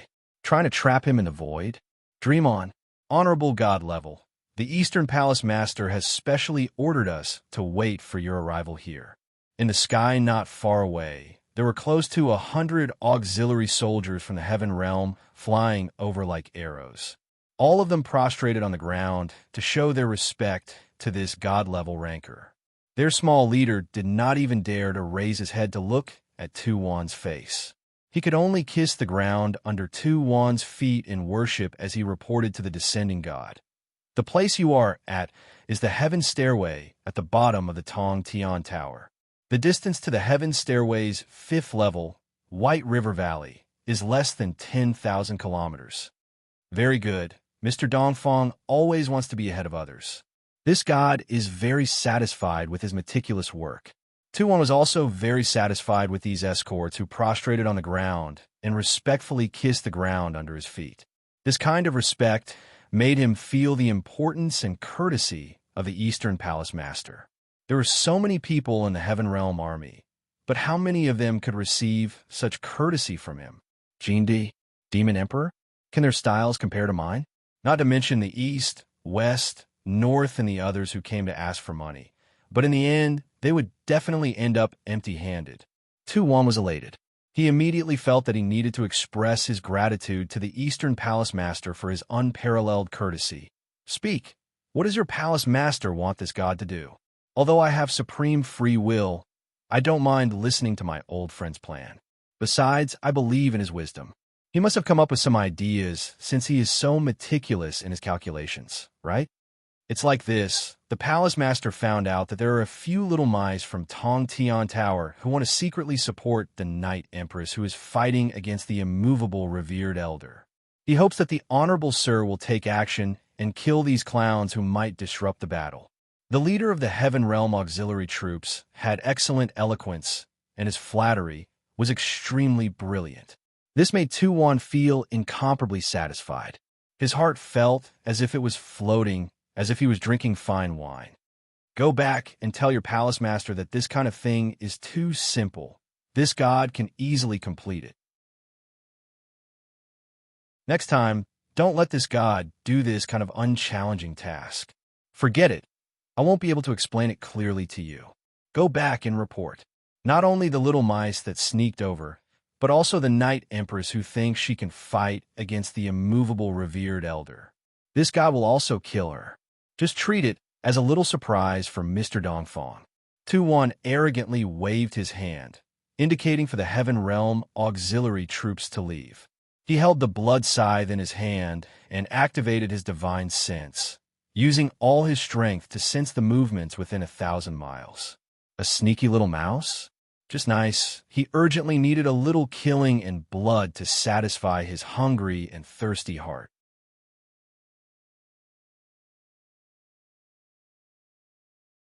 Chapter 1284. Tu-Wan quickly sensed the target. It had to be said that the Eastern First Palace Master's talent and wisdom were too shocking. After Tu-Wan made a mistake in fighting Princess Sisai and the others and fell into the void, he immediately guided Tu-Wan to another battlefield to display his power. This guidance not only crossed a vast space, but also accurately landed within 500 miles of the enemy. The entire arrangement was terrifyingly perfect. At this distance, Tu-Wan could rely on his divine-level senses to search for the enemy. But the enemy knew nothing about it. In this world, only the Eastern First Palace Master, who had talent in chess and used heaven and earth as his chess pieces, could do this. The Eastern First Palace Master gradually began to take on the role of an official, gathering the large net that he had laid out long ago on the battlefield. In order to achieve this, even Tu-Wan, who had reached the divine level, could not avoid becoming a chess piece that he could freely control. This was the Eastern First Palace Master's unparalleled talent in chess that could control everything. Go to hell, poor little mice. Tu-Wan, who had discovered the target, excitedly released the terrifying power of the divine level. He impatiently used the blood scythe to cut open the space. He could not wait to fly, and directly teleported to the side of the target that was about to launch an attack. As a hidden chess piece of the Eastern First Palace Master, he had waited for a long time. He was originally prepared to have a feast of blood when he appeared, but he did not expect to be forced into the void by his opponent and almost lost inside. Now that he finally had a chance, he simply could not wait a second longer.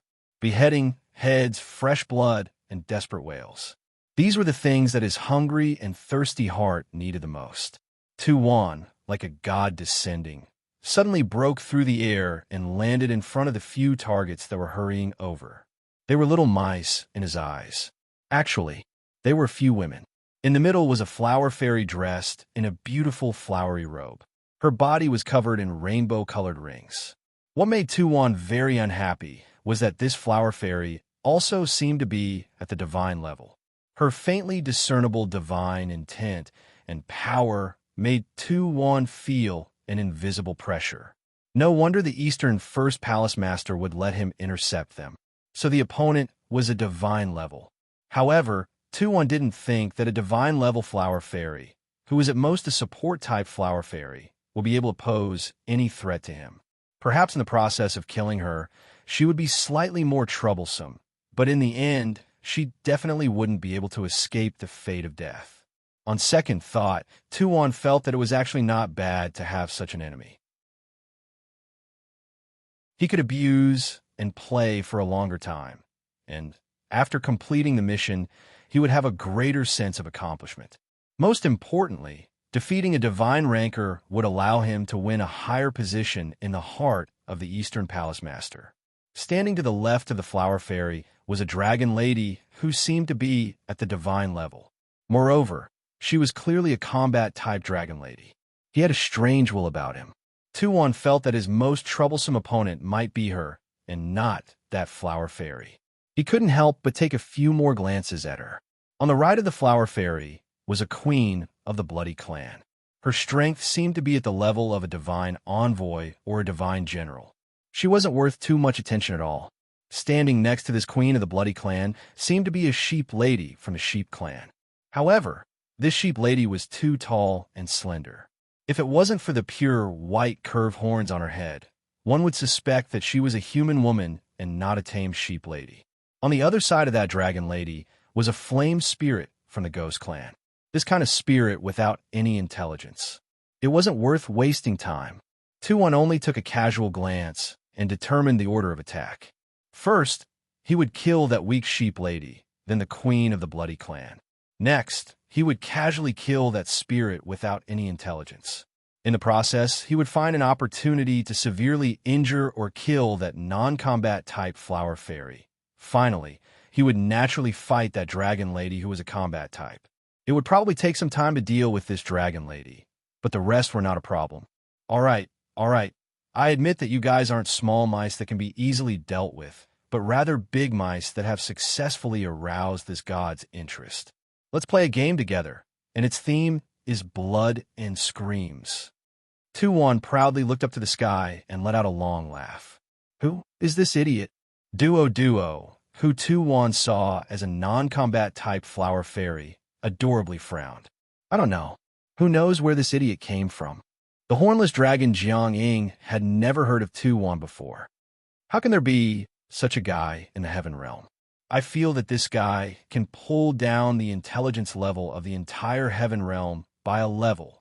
Compared to this guy, I found that Fatty High is also a smart person. Red was suddenly worried that idiocy was contagious. If her words were heard by Fatty High, even if he didn't vomit blood and roll on the ground in anger, he would cry himself to death. The High family's young master was originally a smart person. Although his IQ was often low, he wouldn't mistake Duo as a non-combat type flower fairy and Man as a sheep girl. There were only two kinds of people who would mistake Man for a sheep lady. One was a blind person. The other was a blind person with a worrisome IQ. As for those who would mistake Duo for a flower fairy, there was only one kind of person. That was an idiot whose IQ was so low that it could be contagious. A man was a little speechless towards 2-1 who suddenly jumped out from the void and laughed like an idiot. He couldn't even tell that there were two divine tier rankers standing right in front of him. His IQ was really... Forget it, this kind of person should die early. She jumped up and punched the golden giant 2-1, who was laughing maniacally with lightning speed. You're courting death. 2-1 was indeed a divine tier ranker. His reaction was very fast. However, he did not understand. Why was it that the person who attacked him, a divine tier ranker, was this ordinary-looking sheep lady? Why was it not that combat-type dragon lady? Other than her, who else could withstand an attack from his divine weapon blood flow scythe? But forget it, he would first chop off this sheep lady's head as a sign of good fortune. He waved the blood flow scythe. In an instant, it cut through space. It cut through heaven and earth. Before Aman's fist came crashing down, it heavily struck her shoulder. Aman, who was wearing a warrior's attire, was probably used to wearing the black tortoise armor specially made by Yu Yang. She ignored the enemy's attack and did not defend at all. She used her shoulder to receive the heavy strike from the divine weapon. Blood splattered from her shoulder. The blade of the blood flow scythe left a long wound, half of it sinking into her shoulder. 2-1 was a little puzzled. His strike should have been able to split the entire mountain. Why couldn't he sever the sheep lady's shoulder? Moreover, the wound was very shallow. It did not look like the normal state of splitting the opponent in half. What kind of special race was this sheep lady from? How could her body's defense be so high? However, no matter how high her defense was, it was useless, because what was killing her now was the divine weapon blood flow that he was most proud of. As long as the target was killed by the blood flow scythe, they would all bleed to death. Unless it was a god. Even if it was a giant dragon, it would fall to the ground and bleed to death under its destructive power. A man discovered that not only her shoulder, but her back, arms, and neck were also lacerated. The enemy's weapon had a murderous intent that could greatly worsen the wound. Blood, like a fountain, gushed out from the wound. In an instant, a man, who had become a bloody person, did not collapse like Tu-Wan had imagined. Her wounds continued to worsen, and she continued to bleed, but she still stood as steady as a mountain. There was no sign of her collapsing to the ground and bleeding to death. "What kind of race are you?" Tu-Wan was puzzled. How could there be a race that could not bleed to death in this world? If she was a ghost or a dead spirit, it would be fine. They had no blood to bleed to, but she was clearly a sheep lady. With such heavy injuries, how could she be fine? "This weapon is not bad. It's mine." A man stretched out her bloody hand and tightly grasped the blood flow scythe. Wishful thinking. Tu-Wan sneered when he heard this. The divine weapon chose its master. Moreover, the divine weapon itself had the ability to repel and resist the invasion of the enemy. If it did not recognize its master, how could it be taken with bare hands? A man's hands that were holding the blood flow scythe suddenly exploded, as if they had been cut by countless sword chi. Her skin and muscles split open, and the bloody wounds not only split open, but also rapidly worsened. The blood flow scythe, the divine weapon, instinctively resisted the invasion of a man's will. Tu-Wan knew that this would be the result. He had done this kind of invasion more than once in battle. But all the enemies who tried to invade the blood flow scythe were heavily injured by the will and power of the divine weapon. They had no choice but to give up on this greedy and impossible act. She wanted to take the divine weapon with her bare hands? Ha! Such a person has never been born in this world. A man ignored the tearing wounds on her hands. With a loud roar, she forcibly snatched the blood flow scythe from Tu-Wan's hands, even though the blood flow scythe was still madly injuring her hands. But it was as if she did not feel any pain. She held it tightly. Seeing this, Red shook her head. "Oh man, this weapon might not be suitable for you to use. Forget it." A man held it tightly, without saying a word. This blood flow scythe might not be suitable for her to use, but she, who had been deeply influenced by her master, Yu Yang, knew the importance of fighting monsters and seizing treasures for her master. So, she would not give up. Anything in this world that was useful to her master, she would persist. Not to mention seizing a divine weapon. Even if it was the destruction of the entire heaven realm, as long as it was his wish, she would not hesitate to complete it. "Give me back the blood flow scythe." Tu-Wan was about to go crazy. Was there something wrong with this damned sheep girl's mind?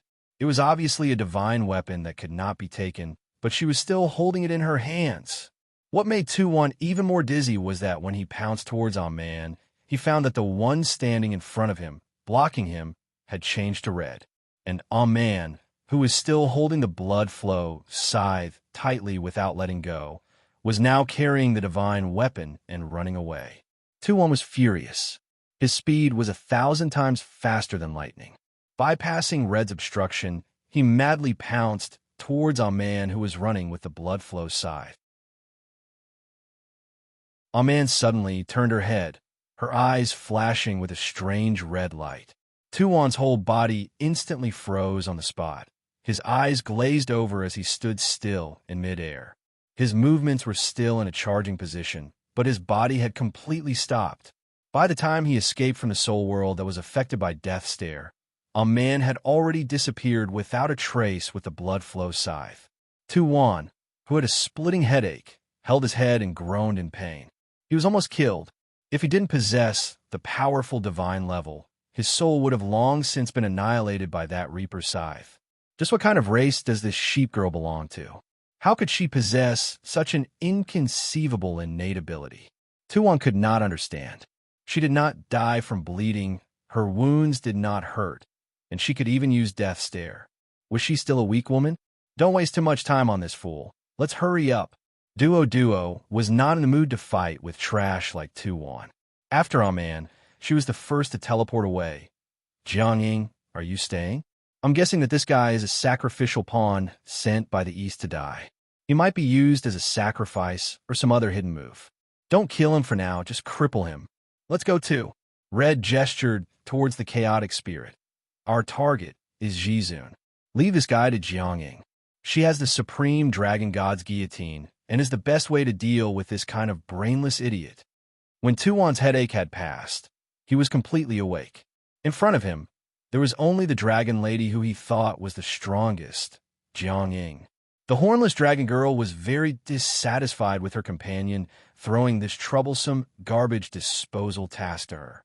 However, she was the easiest to talk to and was always in deep sleep. She usually had the least chance to perform. She really could not be picky.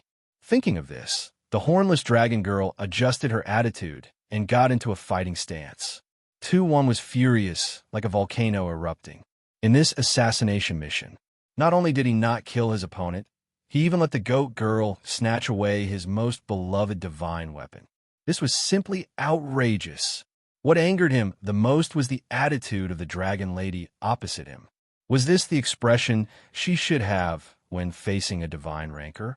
Even if there was no fear, shouldn't there at least be some seriousness or nervousness? Her face was relaxed. Did she think that this was an outing to catch butterflies? The giant fist smashed towards the hornless dragon girl's head. The furious Tuon was prepared to punch this dragon girl flat, and then chase after the goat girl who had stolen his blood flow divine artifact. He wanted to crush all the bones in that damned goat girl's body piece by piece, dismantle them, and throw them into chaos. Then, he would completely reconstruct her human form. Too slow. Tuon heard such a shout. Then, he felt the back of his neck tighten. He was actually held in midair by his opponent. In the next second, the 5-meter-tall golden giant Tulong was held by the back of his neck by Jiang. Like throwing rubbish, she spun him a few times and threw him out. Then, with a speed that was 10,000 times faster than a meteor in the sky, he flew 100,000 meters away. After smashing through a mountain, he was deeply buried in the mountain. When he dizzily crawled out of the soil, he found that the powerful dragon lady had already disappeared. On the ground, there was a direction that she had purposely drawn. The direction was towards White River Valley. Damn it! I will not forgive you. The furious Tuon's eyes were bloodshot. Like a mad bull, he madly chased in the direction indicated. You're tuning in to the Warrior Lore YouTube channel. Don't forget to subscribe and join us on this journey to catch the most captivating stories.